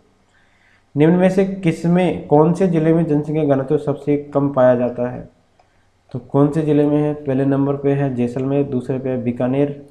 तो बीकानेर में पाया जाता है सबसे कम घनत्व। निम्न में से जो कथन सही नहीं है उसका पता कीजिए, कौन सा कथन सही नहीं है? तो चौथा नहीं है इसमें। तो 2001 से 11 में जनसंख्या में न्यूनतम वृद्धि बीकानेर में नहीं है, ये है जैसलमेर की, ठीक है। तो जैसलमेर की वृद्धि हुई है, जनसंख्या घनत्व में वृद्धि जैसलमेर में हुई है, न कि बीकानेर में। तो ऑप्शन नंबर 4 इसका सही है, मतलब ये गलत कथन है। बाकी पढ़ लेते हैं। राजस्थान में जनसंख्या घनत्व 2001 में 165 से ले बढ़कर 2011 में 201 हो गया। तो 2011 में जनसंख्या घनत्व कितना है? 201। राजस्थान में जनसंख्या घनत्व 1991 से 21 के दशक में 32 से घटकर कितना रह गया था? 30। 2001 से 11 में जनसंख्या में अधिकतम घनत्व वाले जिले जो है जयपुर जिले का उल्लेख है, ठीक है। और चौथा गलत है। कौन से जिले में मानव बसावट या संरचना ह्यूमन सेटलमेंट का घनत्व अधिकतम है? तो ह्यूमन सेटलमेंट का घनत्व अधिकतम है अजमेर के अंदर। तो अजमेर का जनसंख्या घनत्व है 305, सिरोही का है 202, गंगानगर का है 179 और बाड़मेर का जनसंख्या घनत्व है 92, ठीक है। तो इसमें क्या है? बसावट या संरचना का घनत्व है किसमें? अजमेर में है सबसे ज़्यादा। 2011 की जनगणना के अनुसार राजस्थान का औसत जनसंख्या घनत्व प्रति वर्ग किलोमीटर क्या है? तो औसत जनसंख्या घनत्व ये है 200। जनगणना 2001 के अनुसार, तो 2001 का आपको याद नहीं रखना है, ठीक है। नेक्स्ट, ये भी 2001 का क्वेश्चन है, ये स्किप कर दीजिए, ठीक है। 2011 के अनुसार राजस्थान में डूंगरपुर जिले की जनसंख्या में ग्रामीण जनसंख्या में प्रतिशत सर्वाधिक है। तो ग्रामीण जनसंख्या में सर्वाधिक प्रतिशत किसका है? ये है डूंगरपुर का, याद रख लीजिए 93.61%। तो राजस्थान में के किस जिले में सर्वाधिक मुस्लिम जनसंख्या है? तो अजमेर के अंदर है सबसे ज़्यादा मुस्लिम जनसंख्या। 25 अगस्त 2015 को जारी धार्मिक जनगणना 2011 के आंकड़ों के अनुसार सर्वाधिक मुस्लिम वाला जिला है जैसलमेर, ठीक है। जबकि अजमेर में है 12.16। ठीक है, तो 25 अगस्त 2015 को जारी जो है जनगणना आंकड़ों के अनुसार सर्वाधिक मुस्लिम वाला जिला कौन सा है? जैसलमेर है। ठीक है, और अजमेर में कितनी है? 12.16% ही है। तो इसमें आंसर होना चाहिए आपका जैसलमेर। तो अजमेर इसका सही ऑप्शन दिया था। नेक्स्ट है 2011 की जनगणना के अनुसार समग्र जनसंख्या के प्रतिशत के हिसाब से राजस्थान में हिंदुओं और मुसलमानों के बाद सबसे बड़ा समुदाय कौन सा है? तो ये है हिंदू और मुसलमानों के बाद सिख समाज। राजस्थान में सर्वाधिक हिंदू है कितने? 88.49, फिर है मुस्लिम 9.07%, फिर है सिख, फिर है जैन और फिर है ईसाई। 2011 की जनगणना के अनुसार राजस्थान के संबंध में कौन सा सही सुमेलित है? तो सही सुमेलित बताना है। तो यहाँ चौथा सही है, सिख है 1.27%। सबसे कम 10 की जनसंख्या वृद्धि दर वाला जिला युग्म बताना है जहाँ पर जनसंख्या की वृद्धि दर सबसे कम हुई है। तो वो है पाली, झुंझुनू और गंगानगर। तो ये है न्यूनतम 10 की वृद्धि दर वाले जिले। तो कौन कौन से हैं? गंगानगर है, झुंझुनू है, पाली है। ठीक है, गंगानगर में 10 की वृद्धि हुई है 10.0%, झुंझुनू में हुई है 11.7 और पाली में हुई है 11.9%। 2001 से 2011 दशक में सर्वाधिक जनसंख्या वृद्धि दर प्रतिशत वाले 3 जिलों का सही अवरोही क्रम बताना है। 2001 से 2011 दशक में तो 3 जिले हैं, बाड़मेर, जैसलमेर और जोधपुर। यहाँ पर सर्वाधिक जनसंख्या वृद्धि दर हुई है एक दशक में। तो बाड़मेर में हुई है 32.5% की दशकीय वृद्धि, जैसलमेर में 31.8, जोधपुर में 27.7 और जयपुर में हुई है 26.2% की वृद्धि। जनगणना 2011 के अनुसार क्रमशः भारत और राजस्थान की नगरीय जनसंख्या का प्रतिशत क्या है? तो भारत और राजस्थान की नगरीय जनसंख्या का प्रतिशत है 31.35 और 24.87%। तो 2011 की जनगणना की बात करें तो इसके अनुसार भारत की नगरीय जनसंख्या है 37.71 करोड़ और राजस्थान की नगरीय जनसंख्या थी 37.31 करोड़ थी, 71 करोड़ थी और राजस्थान की 1,70,00,000। ठीक है, लगभग ये है 24.9%।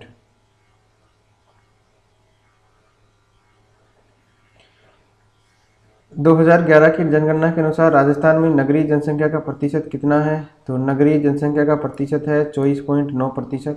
ठीक है, तो राजस्थान की ये है नगरीय जनसंख्या। 2011 में राजस्थान के कौन से जिलों में 50% से अधिक नगरीय जनसंख्या है? तो 50% से अधिक नगरीय जनसंख्या है 2 जिलों में। कौन कौन से जिले हैं? कोटा और जयपुर के अंदर। तो सर्वाधिक नगरीय जनसंख्या वाले जिले हैं कोटा। ठीक है, इसमें है 60.30% जनसंख्या नगरीय जनसंख्या। इसके बाद में है जयपुर, यहाँ 52.40% शहरों में निवास करते हैं। और तीसरी है अजमेर, यहाँ 40.08% लोग जो है शहरों में निवास करते हैं, शहर में। 2011 की जनगणना के अनुसार राजस्थान के कितने जिलों में शहरी जनसंख्या का प्रतिशत 50 से अधिक है? तो 2 जिलों में है, अजमेर और कोटा और जयपुर के अंदर। 2011 में राजस्थान में कौन से जिलों में उनकी कुल जनसंख्या में सर्वाधिक प्रतिशत ग्रामीण एवं नगरीय जनसंख्या है? तो सबसे ज़्यादा प्रतिशत ग्रामीण बताना है और नगरीय जनसंख्या का है। तो डूंगरपुर में है ग्रामीण जनसंख्या का प्रतिशत और कोटा में है शहरी जनसंख्या का प्रतिशत। ठीक है, तो ग्रामीण जनसंख्या डूंगरपुर में ज़्यादा है, कितनी है? 93.6% और कोटा में है 60.30%। राज्य में अधिकतम कुल ग्रामीण एवं नगरीय दशकीय जनसंख्या वृद्धि के संदर्भ में राजस्थान के जिलों का सही क्रम बताना है, क्या है? तो कुल ग्रामीण एवं नगरीय दशकीय जनसंख्या वृद्धि के संदर्भ में बताना है। तो ये है जैसलमेर, बाड़मेर और अलवर। तो सर्वाधिक ग्रामीण वृद्धि दर वाले जिले हैं जैसलमेर, बाड़मेर, बांसवाड़ा और सर्वाधिक नगरीय वृद्धि दर वाले जिले हैं अलवर, दौसा और बारां। यहाँ पर सर्वाधिक नगरीय वृद्धि हुई है और यहाँ पर सर्वाधिक ग्रामीण वृद्धि हुई है। जैसलमेर, बाड़मेर, बांसवाड़ा में। जनगणना 2011 के अनुसार राजस्थान के कौन से जिले क्रमशः न्यूनतम ग्रामीण और शहरी दशकीय जनसंख्या वृद्धि दर दर्शाते हैं? तो न्यूनतम ग्रामीण और शहरी दशकीय वृद्धि दर कौन से दर्शाते हैं, कौन से जिले? तो ये दर्शाते हैं न्यूनतम, तो ये है कोटा और डूंगरपुर। ठीक है, तो न्यूनतम ग्रामीण और शहरी दशकीय वृद्धि दर ये दोनों बताते हैं। तो कोटा में न्यूनतम ग्रामीण रही वृद्धि दर 6.1% और शहरी रही डूंगरपुर के अंदर 9.8%। राजस्थान में 2001 से 11 में ग्रामीण जनसंख्या की दशकीय वृद्धि का प्रतिशत कितना है? ग्रामीण जनसंख्या की दशकीय वृद्धि का प्रतिशत बताना है, तो ये है 18.8%।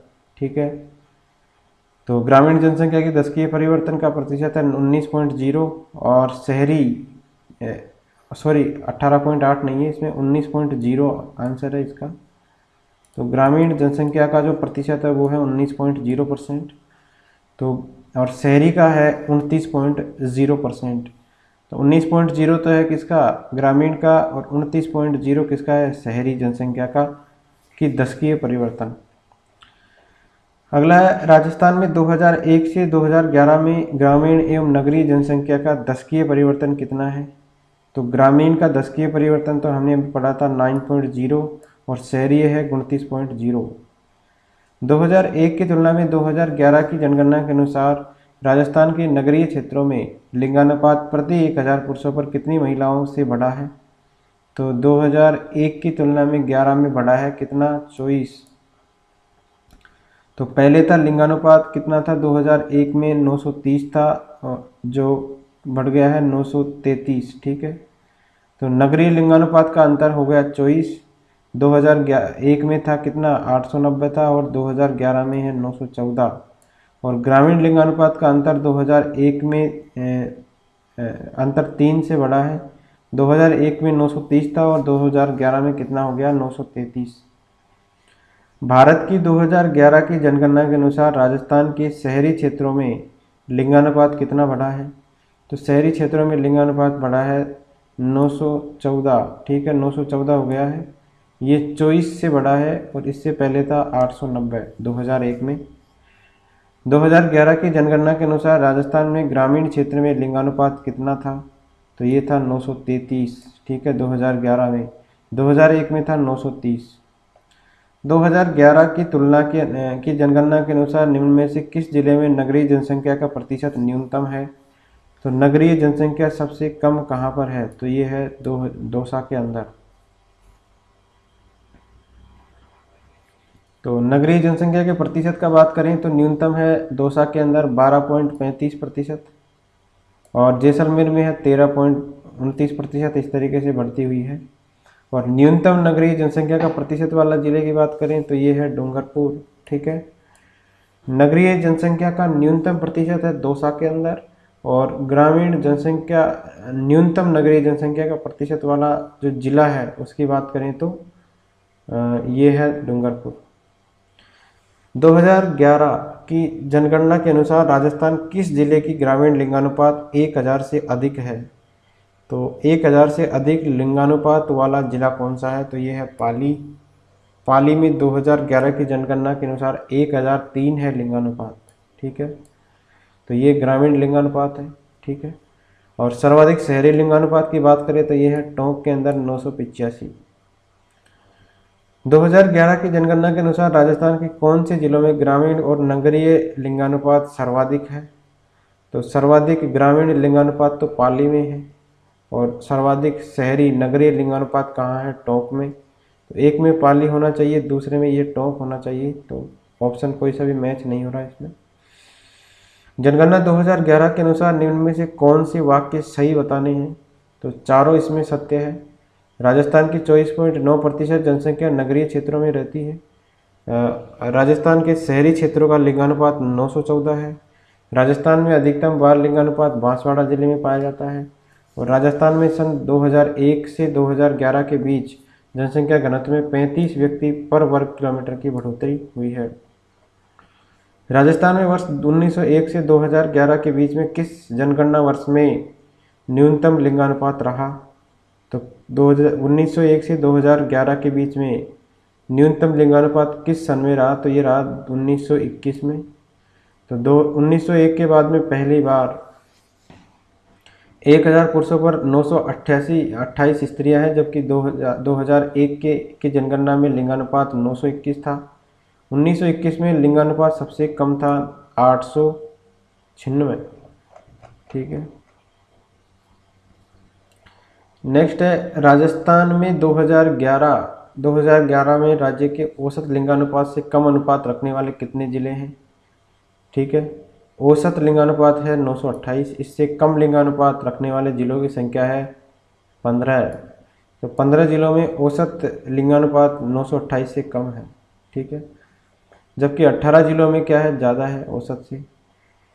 जनगणना 2001 से 11 के बीच में राजस्थान के किन जिलों में लिंगानुपात में कमी आई है? तो लिंगानुपात में कमी आई है राजसमंद और चूरू जिलों के अंदर। तो सबसे लिंगानुपात जो कम हुआ वो देखो कहाँ कहाँ कितना कितना कम हुआ है। डूंगरपुर में 1022 था 2001 में, जो कि 2011 में घटकर 994 रह गया। तो 28 की कमी आई है। सबसे ज़्यादा लिंगानुपात कम हुआ है कहाँ का? डूंगरपुर का। इसके बाद में उदयपुर का कम हुआ है, फिर जालोर, फिर राजसमंद, चूरू, फिर सीकर और सिरोही। राजस्थान की पहली जातीय जनगणना प्रस्तावित है कब है? कब जातीय जनगणना प्रस्तावित है? तो ये है 1 नवंबर 2011 को। तो सामान्य जनगणना के साथ ही नहीं बल्कि वर्ष 2011 में जातीय गणना कराने का निर्णय लिया गया है। और इससे पूर्व देश में जाति आधारित जनगणना 1931 में कराई गई थी और इसके बाद में करवाई गई है 2011 के अंदर। अगला है निम्न में से सही नहीं बताना है। कौन सा कथन सही नहीं है? तो इसमें चौथा ऑप्शन सही नहीं है। भारत के मुकाबले राजस्थान में जनसंख्या घनत्व ज़्यादा है, तो जनसंख्या घनत्व कम है। ठीक है, भारत का जनसंख्या घनत्व की बात करें तो वो है 382 और राजस्थान का जनसंख्या घनत्व की बात करें तो वो है 200। और बाकी सारे ऑप्शन सही है। इसमें 0 से 6 आयु वर्ग के बीच प्रतिशत जनसंख्या भारत के मुकाबले राजस्थान में ज़्यादा है। साक्षरता दर भारत के मुकाबले राजस्थान में कम है और भारत के मुकाबले राजस्थान में लिंगानुपात भी कम है। अगला है राजस्थान में निम्नलिखित जिला समूह में से कौन सा 2011 में 100 से कम जनसंख्या घनत्व रखता है? तो 2011 में 100 से कम जनसंख्या घनत्व कौन सा जिला समूह रखता है? तो ये रखता है जैसलमेर, बीकानेर और बाड़मेर। ठीक है, यहाँ पर 100 से कम जनसंख्या का घनत्व है।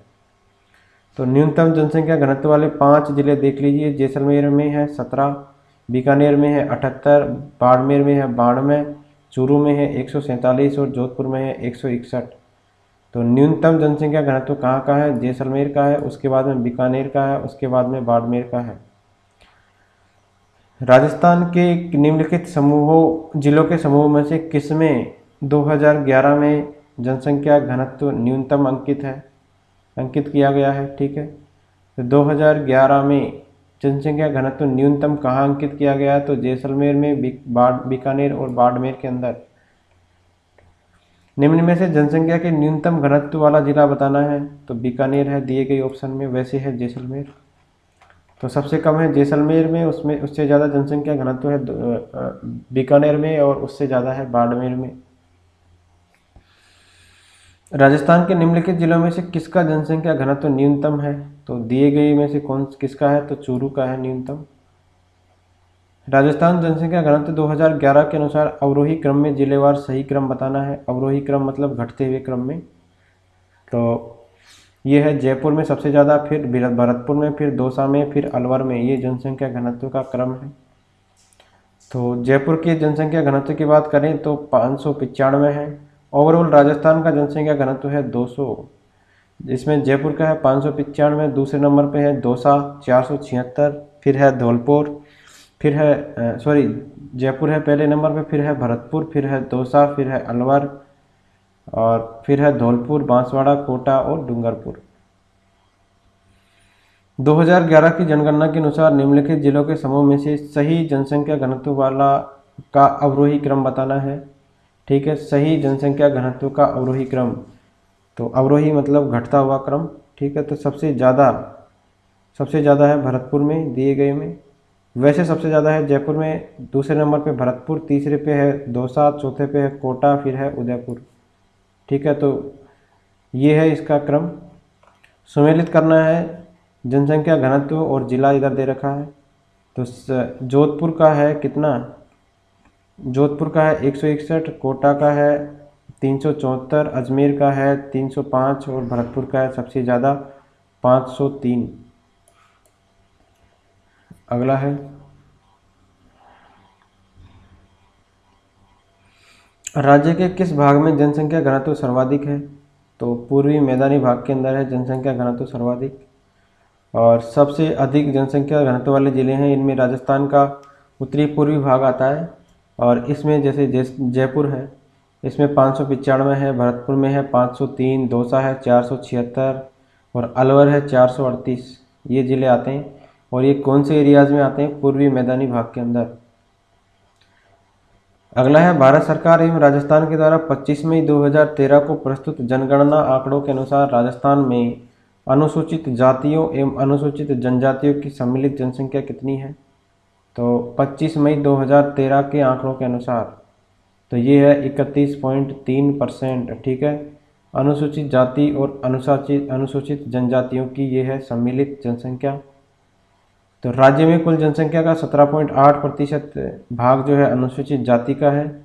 2011 में राज्य में अनुसूचित जनजाति का अनुपात 13.5% रहा है। कितना रहा है, 13.5% रहा है अनुसूचित जनजाति का अनुपात। ठीक है, और ये जनसंख्या थी अनुसूचित जनजाति की 92,38,334। ठीक है, और अनुसूचित जाति की बात करें तो ये है 17.8% और इनकी जनसंख्या है 1,22,21,593। ठीक है, अगला है 2011 की जनगणना के अनुसार राजस्थान के बारे में निम्नलिखित में से कौन सा कथन सही है, सही बताना है। तो अनुसूचित जनजाति जनसंख्या कुल जनसंख्या का कितना है, 13.5% कवर करती है। तो ये है अनुपात। ठीक है, ये सही है। इसमें 2011 की जनगणना के अनुसार राजस्थान में अनुसूचित जनजातियों की जनसंख्या कितनी है। तो लगभग जनसंख्या है अनुसूचित जनजातियों की, ये है 92.38 लाख, ऑप्शन नंबर 1। 2011 में राजस्थान की कुल जनसंख्या में जनजाति जनसंख्या का प्रतिशत कितना है। तो 13.5% है। 2011 की जनगणना के अनुसार राजस्थान में अनुसूचित जनजाति का ग्रामीण और नगरीय जनसंख्या में प्रतिशत बताना है, कितना है। तो ग्रामीण में है 16.9% और नगरीय है 3.2%। तो 2011 की जनगणना के अनुसार राजस्थान में अनुसूचित जनजाति का ग्रामीण प्रतिशत है 16.9 और नगरीय प्रतिशत है 13.2। दोनों याद रखिए, 16.9 और 3.2। अगला है सम्मिलित करना है राजस्थान की कुल जनसंख्या में जनजातियों का प्रतिशत और प्रमुख आवास क्षेत्र, इनको सम्मिलित करना है। ठीक है, तो ये इसमें ऑप्शन गलत दिया हुआ है, तो हम इसकी व्याख्या पढ़ लेते हैं डायरेक्ट। तो राजस्थान की कुल जनसंख्या में जनजातियों का प्रतिशत 2011 के अनुसार देख लीजिए 20% से कम। ठीक है, ये है बीकानेर और नागौर के अंदर 0.3% है बीकानेर और नागौर में, और इसके बाद में झालावाड़ में है 12.9% और चित्तौड़गढ़ में है 13.1% और राजसमंद में है 13.9। तो यहाँ पे है 20% से भी कम जनजातियों का प्रतिशत।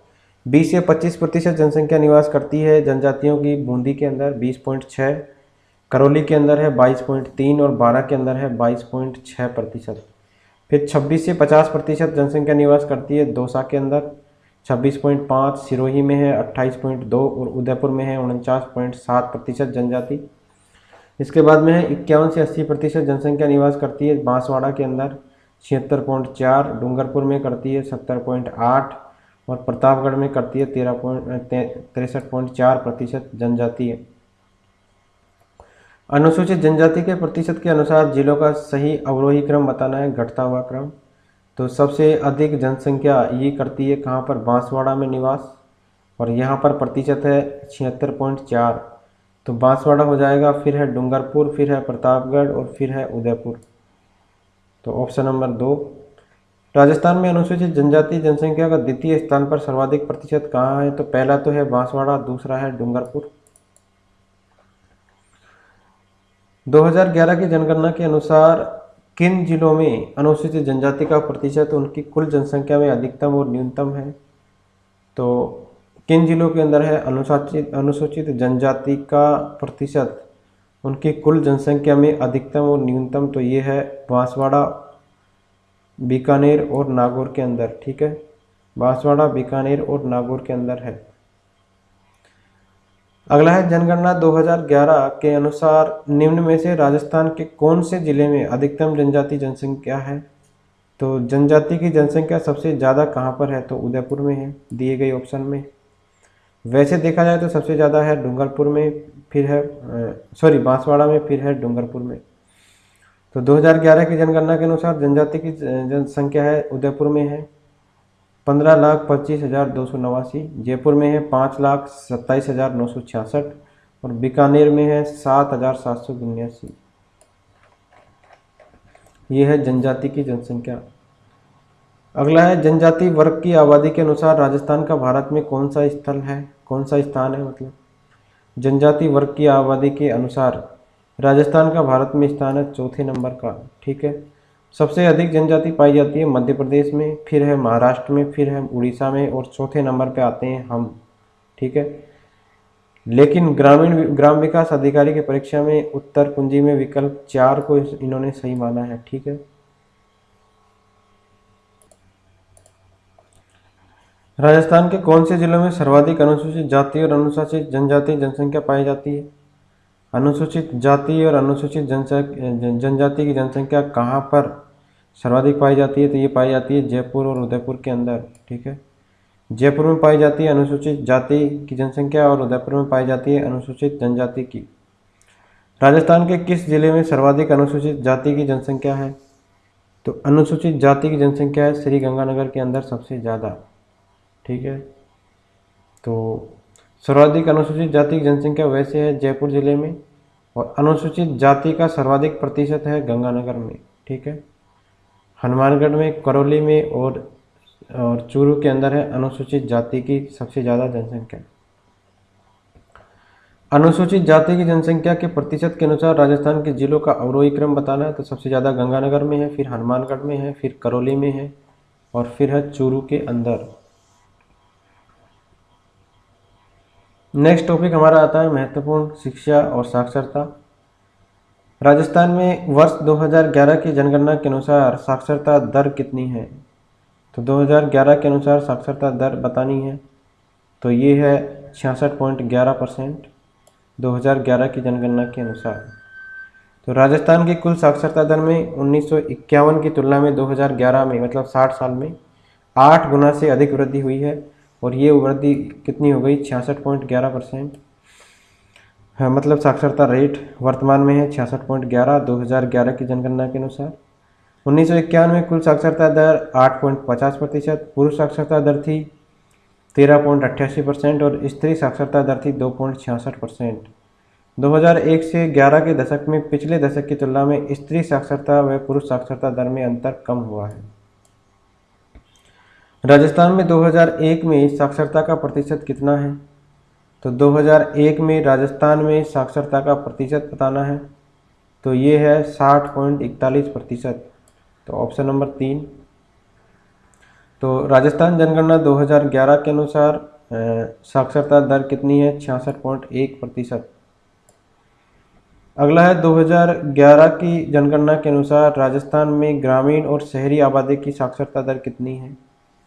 तो ग्रामीण और शहरी आबादी की साक्षरता दर है 61.44। तो ग्रामीण है और शहरी है 79.68%। तो ग्रामीण है राजस्थान की बात करें तो ग्रामीण राजस्थान में है 61.4 और शहरी है 79.7 राजस्थान के अंदर। और भारत की बात करें तो ग्रामीण है 67.8 और शहरी है 84.1। राजस्थान में 2011 में महिला साक्षरता दर कितनी रही है? 2011 में महिला साक्षरता दर बतानी है, ये कितनी रही है?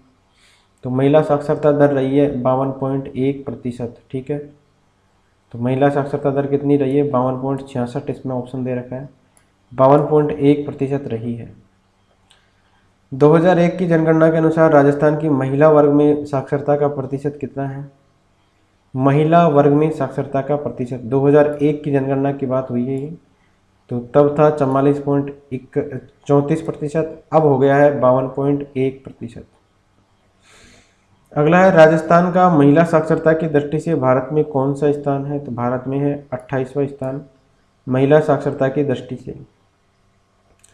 तो 2011 की में महिला साक्षरता की बात करें तो भारत में 64.6%, राजस्थान में है 52.1।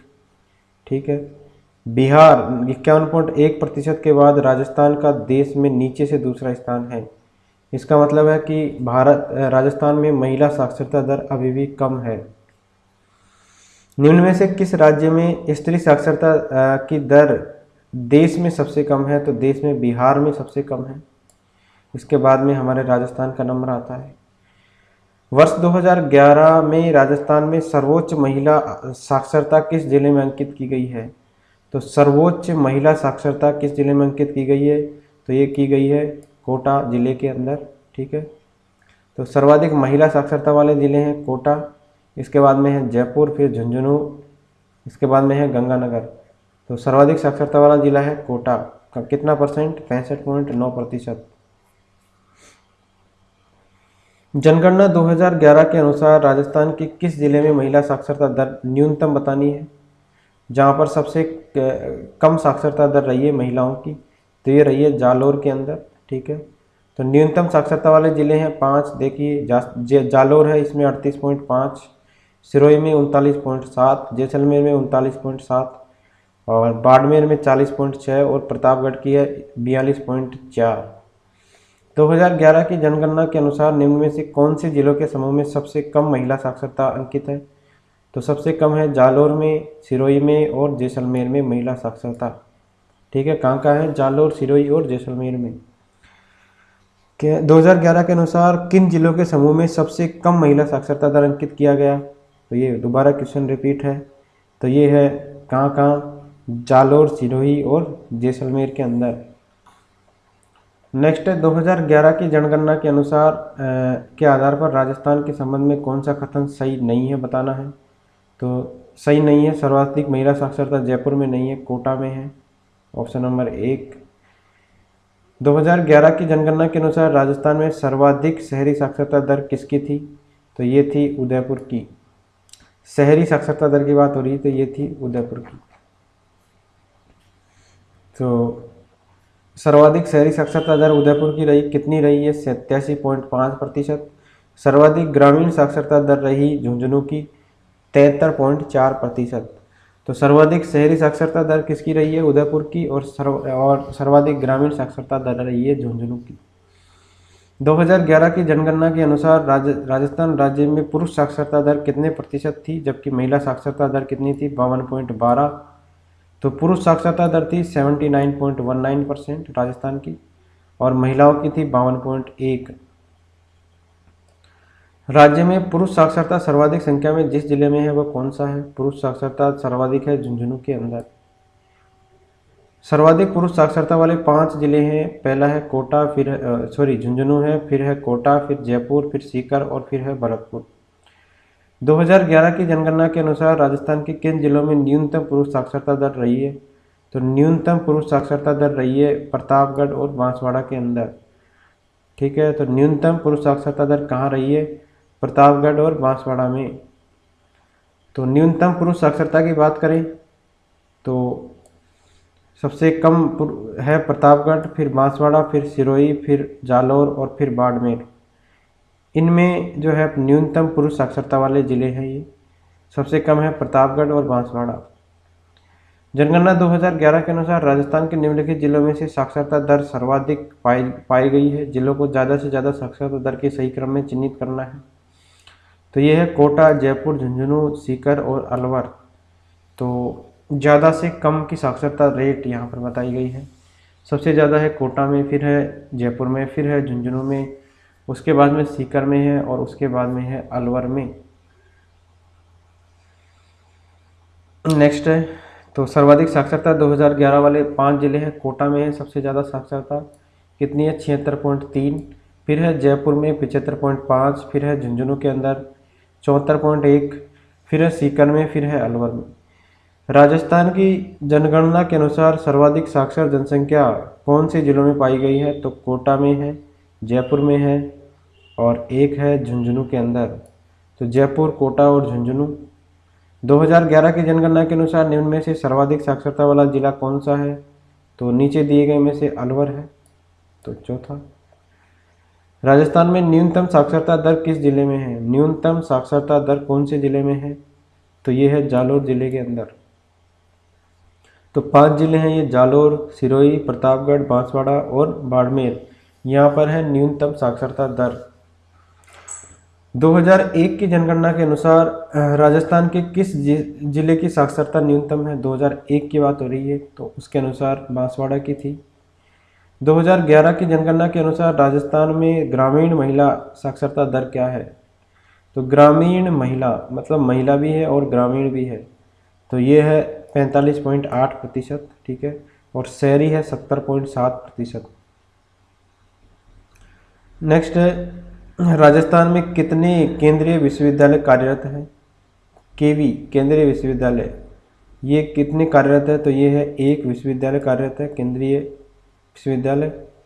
तो विश्व स्तरीय केंद्रीय विश्वविद्यालय राजस्थान के भवन की आधारशिला 26 अप्रैल 2011 को श्री कपिल सिब्बल और अशोक गहलोत जी ने रखी। कहाँ पर? अजमेर में। नेक्स्ट है, राजस्थान का केंद्रीय विश्वविद्यालय, ठीक है, सेंट्रल यूनिवर्सिटी किस जिले में स्थित है? तो ये है अजमेर में स्थित। राजस्थान ILD कौशल विश्वविद्यालय कहाँ स्थित है? ILD कौशल विश्वविद्यालय, तो ये स्थित है जयपुर के अंदर। तो जयपुर में 2 स्किल डेवलपमेंट यूनिवर्सिटी खोली गई है, राजस्थान ILD कौशल यूनिवर्सिटी जामडोली और दूसरी है निजी क्षेत्र में PPP मोड पर भारतीय skill development university Mahindra says में, स्विट्जरलैंड के जोशी फाउंडेशन के द्वारा। अगला है, भारत में प्रथम स्किल विश्वविद्यालय निम्न में से किस राज्य में खोला गया है? भारत का प्रथम स्किल विश्वविद्यालय है ये, और ये खोला गया है कहाँ पर? राजस्थान के अंदर। महात्मा गांधी की 150वीं जयंती वर्ष में उनके न्यासीता के सिद्धांत से प्रेरित होकर राजस्थान के राजकीय महाविद्यालयों में कौन सा अनिवार्य पाठ्यक्रम प्रारंभ किया है? 150वीं जयंती के वर्ष में, ठीक है। न्यासीता के सिद्धांत से प्रेरित होकर ये पाठ्यक्रम स्टार्ट हुआ है, आनंदम। तो सत्र 2020-21 से नवीन विषय है आनंदम, अनिवार्य विषय के रूप में शामिल किया गया है, जो सामुदायिक सेवा एवं नागरिकों के समग्र विकास के लिए गांधीवादी दृष्टिकोण से प्रेरित है। नेक्स्ट है, किस विश्वविद्यालय का नाम पूर्व राष्ट्रपति सर्वपल्ली राधाकृष्णन के नाम पर रखे जाने का निर्णय लिया गया है? तो राष्ट्रीय आयुर्वेद विश्वविद्यालय जोधपुर है, इसका नाम रखा जाएगा राष्ट्रपति सर्वपल्ली राधाकृष्णन के नाम पर, ठीक है। और इसका नाम रख दिया गया है 13 अप्रैल 2011 से सर्वपल्ली राधाकृष्णन विश्वविद्यालय। अगला है, शिक्षा के अधिकार कानून के तहत स्कूलों में समाज के दुर्बल वर्गों की निःशुल्क शिक्षा के लिए कितने प्रतिशत स्थानों के आरक्षण की व्यवस्था की गई है? तो स्कूलों में जो है कितना % आरक्षण है उनके लिए? तो ये है 25% आरक्षण। तो देश के सर्वोच्च न्यायालय ने 12 अप्रैल 2012 को अपने एक ऐतिहासिक फैसले में शिक्षा के अधिकार कानून को सही ठहराया है, और इस निर्णय के बाद देश के सभी स्कूलों में 25% आरक्षण निर्धन परिवार के बच्चों को देना होगा। तो उनके लिए कितना प्रतिशत आरक्षण होगा? 25%। शिक्षा का अधिकार कानून कब से लागू किया गया? तो ये लागू किया गया है 1 अप्रैल 2010 से, ठीक है। ये लागू किया गया है 1 अप्रैल 2010 से। मानव संसाधन विकास मंत्रालय ने 1 अप्रैल 2010 से पूरे देश में RTE राइट टू एजुकेशन अधिनियम 2009 को लागू किया। अगला है, राजस्थान के सरकारी विद्यालयों में छात्र छात्राओं को स्वास्थ्य एवं स्वच्छता संदेश देने के लिए कौन सी योजनाएं चलाई जा रही है? तो स्वास्थ्य और स्वच्छता संदेश देने के लिए चलाई जा रही है स्वास्थ्य मित्र योजना। तो राजस्थान के सरकारी विद्यालयों में छात्र छात्राओं को स्वास्थ्य एवं स्वच्छता संदेश देने के लिए स्वास्थ्य मित्र योजना चलाई जा रही है, ठीक है। नेक्स्ट है, Adamya Chetana Trust, Havells India Limited, Hindustan Zinc Limited एवं DC DSCL कोटा मतलब श्री राम ग्रुप का। आदित्य ट्रस्ट किससे संबंधित है? ये सारे ट्रस्ट जो दिए गए हैं वो किससे संबंधित है? ये है मिड डे मील योजना से, ठीक है। Adamya Chetana Trust, Havells India Limited, Hindustan Zinc Limited, DSCL Kota, ये सारे हैं मिड डे मील योजना से संबंधित। तो मिड डे मील कार्यक्रम के तहत अधिक जन सहयोग प्राप्त करने के लिए मिड डे मील ट्रस्ट का गठन किया गया है और कई औद्योगिक घरानों और धर्मार्थ संस्थाओं के द्वारा रसोई घर का निर्माण और अन्य सुविधाओं के लिए सहायता उपलब्ध करवाई जा रही है। इसमें कौन कौन से हैं? अक्षय पात्र फाउंडेशन है, Nandi foundation, Havells India limited, ISKCON और सांवलिया जी मंदिर ट्रस्ट, ये प्रमुख है मिड डे मील के ट्रस्ट में। अक्षय पात्र फाउंडेशन किस कार्य से जुड़ा हुआ है? तो मिड डे मील से जुड़ा हुआ है अक्षय पात्र फाउंडेशन। राजस्थान के किस जिले को साक्षरता के क्षेत्र में उल्लेखनीय कार्य करने के लिए 2007 का सत्येन मैत्रेय पुरस्कार दिया गया? तो 2007 का सत्येन मैत्रेय पुरस्कार किसको दिया गया? तो ये दिया गया चित्तौड़गढ़ को, ऑप्शन नंबर 4। तो भारत सरकार साक्षरता के क्षेत्र में उत्कृष्ट कार्य करने वाले देश के सर्वश्रेष्ठ 3 जिलों को सत्येन मैत्रेय राष्ट्रीय पुरस्कार से सम्मानित करती है, देश के सर्वश्रेष्ठ 3 जिलों को। तो यह जो है अब तक कुल 12 बार दिया गया है और ये जो है संपूर्ण साक्षरता अभियान कार्यक्रम 1977 में पाली और सीकर, 1998 में उदयपुर और चित्तौड़गढ़, 1999 में जालोर और 2001 में जैसलमेर जिले को दिया गया था, ठीक है। उत्तर साक्षरता कार्यक्रम की बात करें तो 2001 में दौसा को, 2002 में बीकानेर को और 2006 के अंदर हनुमानगढ़ जिले को दिया गया था, ठीक है। सतत शिक्षा कार्यक्रम वर्ष 2004 में अजमेर को, 2007 में चित्तौड़गढ़ को और 8 में उदयपुर को। तो सत्येन मैत्रेय पुरस्कार 2007 का किसको दिया गया था? ये दिया गया था चित्तौड़गढ़ को। सत्येन मैत्रेय पुरस्कार किससे संबंधित है? ये क्वेश्चन आ सकता है, तो साक्षरता से संबंधित है और अब तक कुल 12 बार ये दिया जा चुका है। ऐसा विश्वविद्यालय जिसका कार्यक्षेत्र उसके शहर की सीमाओं पर स्थित है, कार्यक्षेत्र उसके शहर की सीमाओं पर स्थित है, तो वो है महर्षि दयानंद सरस्वती जयनारायण व्यास विश्वविद्यालय जोधपुर। तो इसका कार्यक्षेत्र उसके शहर की सीमाओं पर स्थित है, ठीक है। कौन सा है? जयनारायण व्यास विश्वविद्यालय, कहाँ का? जोधपुर का। तो ये 1962 में जोधपुर में स्थापित जयनारायण व्यास विश्वविद्यालय के कार्यक्षेत्र में उसके शहर की सीमाओं में स्थित है। राजस्थान में दूरस्थ शिक्षा के लिए उत्तरदायी विश्वविद्यालय कहाँ है? दूरस्थ शिक्षा के लिए तो वर्धमान ओपन महावीर यूनिवर्सिटी है कोटा के अंदर और इसकी स्थापना हुई थी कब? 1987 में, ठीक है। इसकी स्थापना हुई थी कोटा में खुला विश्वविद्यालय के नाम से, लेकिन इसका नाम 2002 में बदल दिया गया और ये कर दिया गया वर्धमान महावीर खुला विश्वविद्यालय। देश के 5 मिलिट्री स्कूलों में से 2 राजस्थान में हैं, निम्नलिखित में से किन स्थानों पर है? ठीक है, तो देश के 5 मिलिट्री स्कूलों में से 2 राजस्थान में है, वो किन किन स्थानों पर है? तो ये है अजमेर में और धौलपुर में। तो राष्ट्रीय मिलिट्री स्कूल जयपुर अजमेर की स्थापना हुई 1930 में और धौलपुर वाले की स्थापना हुई 1962 में। 1930 में तो हुई अजमेर वाले की मिलिट्री स्कूल की और 1962 में हुई धौलपुर मिलिट्री स्कूल की। कि राजस्थान में 2 मिलिट्री स्कूल और 3 सैनिक स्कूल है। पहला सैनिक स्कूल है चित्तौड़गढ़ में और ये 7 अगस्त 1961 से संचालित है, ठीक है। और इसकी स्थापना की थी 24 जून 1961 को ब्रिगेडियर संकटा मेनन के द्वारा। राज्य का दूसरा है और देश का 27वां है सैनिक स्कूल डोरासर गांव झुंझुनू के अंदर। इसकी स्थापना हुई थी 13 दिसंबर 2012 को। तो पहला सैनिक स्कूल चित्तौड़गढ़ में, दूसरा है कहाँ है? झुंझुनू में, और तीसरा है अलवर के अंदर, ठीक है। और 2 हमारे मिलिट्री स्कूल है, एक तो है अजमेर में और दूसरा है कहाँ पर? धौलपुर में। किस वर्ष से सैनिक स्कूल झुंझुनू ने कार्य करना प्रारंभ किया था? तो 2018 से इसने कार्य प्रारंभ किया था सैनिक स्कूल झुंझुनू ने। राजस्थान में शीघ्र ही तीसरे सैनिक स्कूल की स्थापना किस जिले में की जा रही है? तो ये अलवर के अंदर तीसरा सैनिक स्कूल खुलेगा, ठीक है। तो पहला चित्तौड़गढ़ में, दूसरा झुंझुनू में और तीसरा अलवर में सैनिक स्कूल। अगला है 8 अप्रैल 2022 को राजस्थान के किस जिले के सैनिक विद्यालय में artificial intelligence and programming centre का उद्घाटन किया गया? 8 अप्रैल 2022 को तो ये किया गया झुंझुनू के में। द इकोनॉमिक बुलेटिन किस विश्वविद्यालय की त्रैमासिक पत्रिका है? द इकोनॉमिक बुलेटिन तो ये है राजस्थान विश्वविद्यालय की त्रैमासिक पत्रिका। शार्दुल खेल विद्यालय कहाँ पर स्थित है? शार्दुल खेल विद्यालय स्थित है बीकानेर के अंदर। राजस्थान के किस शहर को अखिल भारतीय आयुर्विज्ञान संस्थान के लिए चिन्हित किया गया है? तो अखिल भारतीय आयुर्विज्ञान संस्थान ये बनेगा कहाँ पर? जोधपुर के अंदर। ठीक है, तो देश का दूसरा एम्स मेडिकल कॉलेज जोधपुर में शुरू हुआ है और ये दूसरा मेडिकल कॉलेज जो है ये 17 सितंबर 2012 से स्टार्ट हो गया है। तो जोधपुर में एम्स का शिलान्यास हुआ था 2004 में। स्टार्ट कब से हुआ है? ये 2012 से। विश्व में प्रथम होम्योपैथिक विश्वविद्यालय की स्थापना कहाँ की जाएगी? पहला होम्योपैथिक विश्वविद्यालय इसकी स्थापना की जाएगी राजस्थान के अंदर।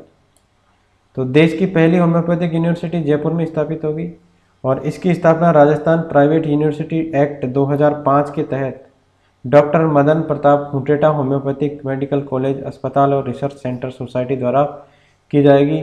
तो पहली होम्योपैथिक यूनिवर्सिटी होगी, राजस्थान में खुलेगी विश्व की और जयपुर में खुलेगी।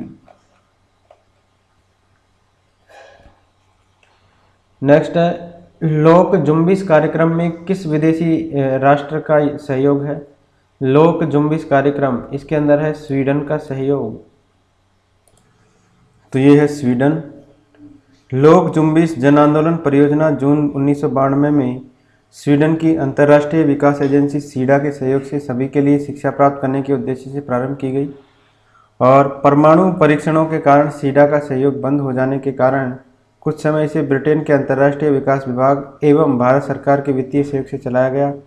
अंततः इसको 30 जून 2004 को सर्व शिक्षा अभियान में शामिल कर लिया गया।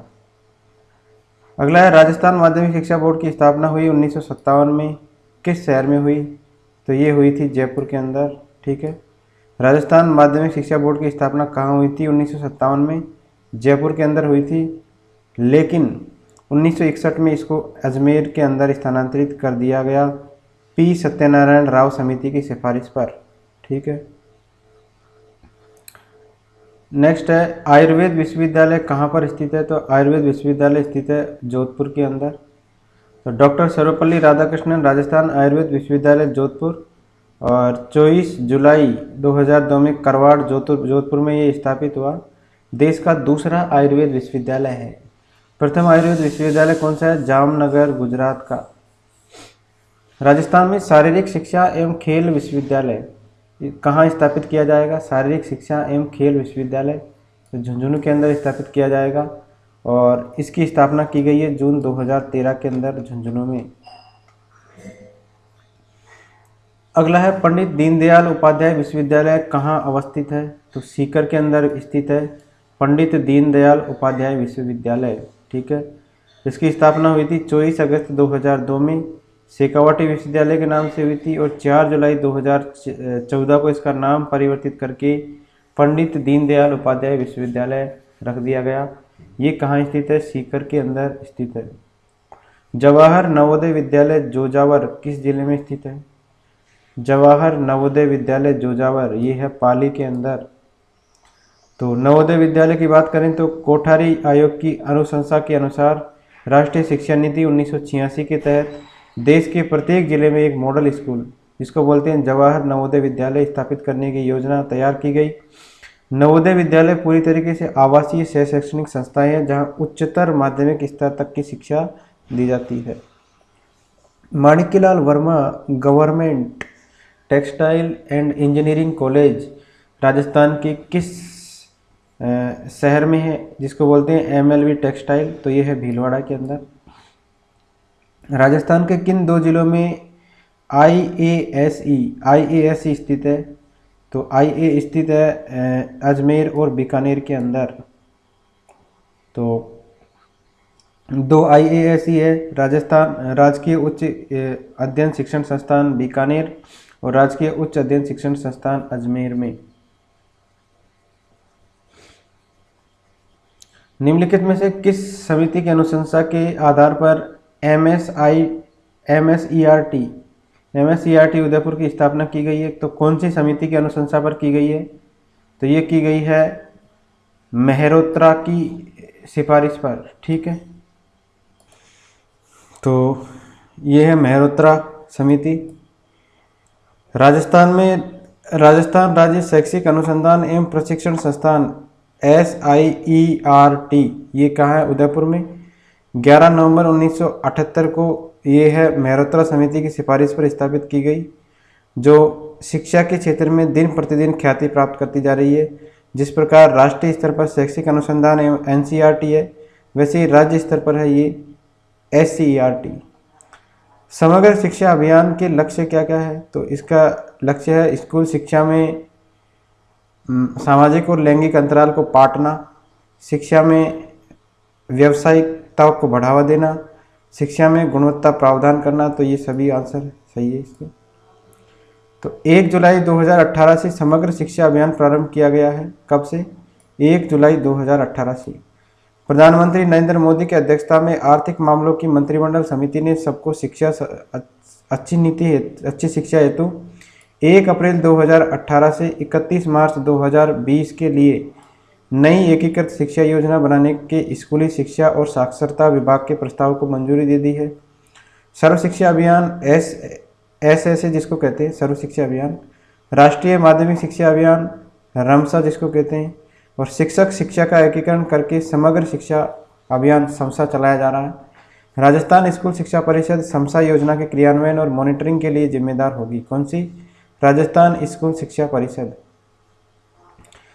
इस योजना का मुख्य उद्देश्य स्कूल शिक्षा में सामाजिक और लैंगिक अंतराल को पाटना, शिक्षा में व्यावसायिकता को बढ़ावा देना और शिक्षा में गुणवत्ता प्रावधान करके उसे रोजगारोन्मुख बनाना।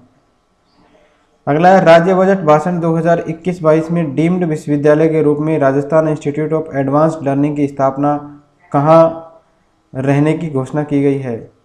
तो डीम्ड विश्वविद्यालय के रूप में Rajasthan institute of advanced learning की स्थापना कहाँ रहने की घोषणा की गई है? तो ये की गई है जयपुर के अंदर। ठीक है, जयपुर के अंदर की गई है डीम्ड, ठीक है, इसकी स्थापना। Rajiv Gandhi fintech digital institute की स्थापना कहाँ पर की जाएगी? राजीव गांधी फिनटेक, इसकी स्थापना की जाएगी जोधपुर के अंदर। तो ऑप्शन नंबर 2 इसका सही है। तो जोधपुर में Rajiv Gandhi fintech digital institute संस्थान स्टेट ऑफ आर्ट इसके रूप में डेवलप किया जा रहा है। कहाँ पर? जोधपुर के अंदर। राजस्थान सरकार के शिक्षा विभाग के द्वारा स्माइल कार्यक्रम की पहल की गई है। तो ये क्यों की गई है स्माइल कार्यक्रम की पहल? तो लॉकडाउन की अवधि के दौरान विद्यार्थियों को घर से सीखने की सुविधा प्रदान करने के लिए स्माइल कार्यक्रम की पहल की गई है। इसका शाब्दिक अर्थ है सोशल मीडिया के संयोजन से विद्यार्थियों में अधिगम सक्रियता को बनाए रखना है। और राजस्थान स्कूल शिक्षा विभाग के द्वारा ऑनलाइन शिक्षा प्रदान करने हेतु स्माइल कार्यक्रम की शुरुआत 13 अप्रैल 2020 को की गई। राज्य सरकार के स्कूल शिक्षा विभाग के द्वारा स्टूडेंट्स को घर पर ही डिजिटल माध्यम से स्टडी मटेरियल पहुंचाने के लिए 2 नवंबर 2020 में स्माइल प्रोग्राम 2.0 शुरू किया गया था। स्माइल 3.0 कार्यक्रम शैक्षिक सत्र 2021-22 का आरंभ किया गया 21 जून 2021 से। तो ये सारे स्माइल कार्यक्रमों की डेट आपको याद रखनी है, कब से आरंभ किया गया है। तो दूसरा 2.0 2 नवंबर 2020 को, तीसरा है 21 जून 2021 को। ठीक है, और इसमें जो है शिक्षा विभाग राजस्थान का कक्षा 1 से 12 तक के विद्यार्थियों के लिए ऑनलाइन शिक्षा कार्यक्रम है ये। ठीक है, स्माइल 3.0 कार्यक्रम। निम्नलिखित में से सबसे नवीन विश्वविद्यालय कौन सा है? सबसे नवीन है महर्षि दयानंद सरस्वती विश्वविद्यालय अजमेर का, ये है सबसे नवीन। तो महर्षि दयानंद विश्वविद्यालय अजमेर की स्थापना हुई थी 1987 के अंदर, और सारे इससे पुराने हैं। राजस्थान विश्वविद्यालय जयपुर है, ये 47 का है। अजय नारायण व्यास जोधपुर है 62 का, और मोहनलाल सुखाड़िया ये भी 62 का है। राजस्थान विश्वविद्यालय का पुराना नाम क्या था? तो ये था राजपूताना विश्वविद्यालय।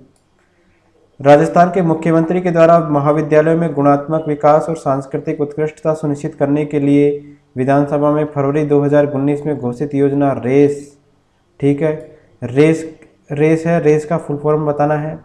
Resource assistance to college excellence, ये है रेस का फुल फॉर्म।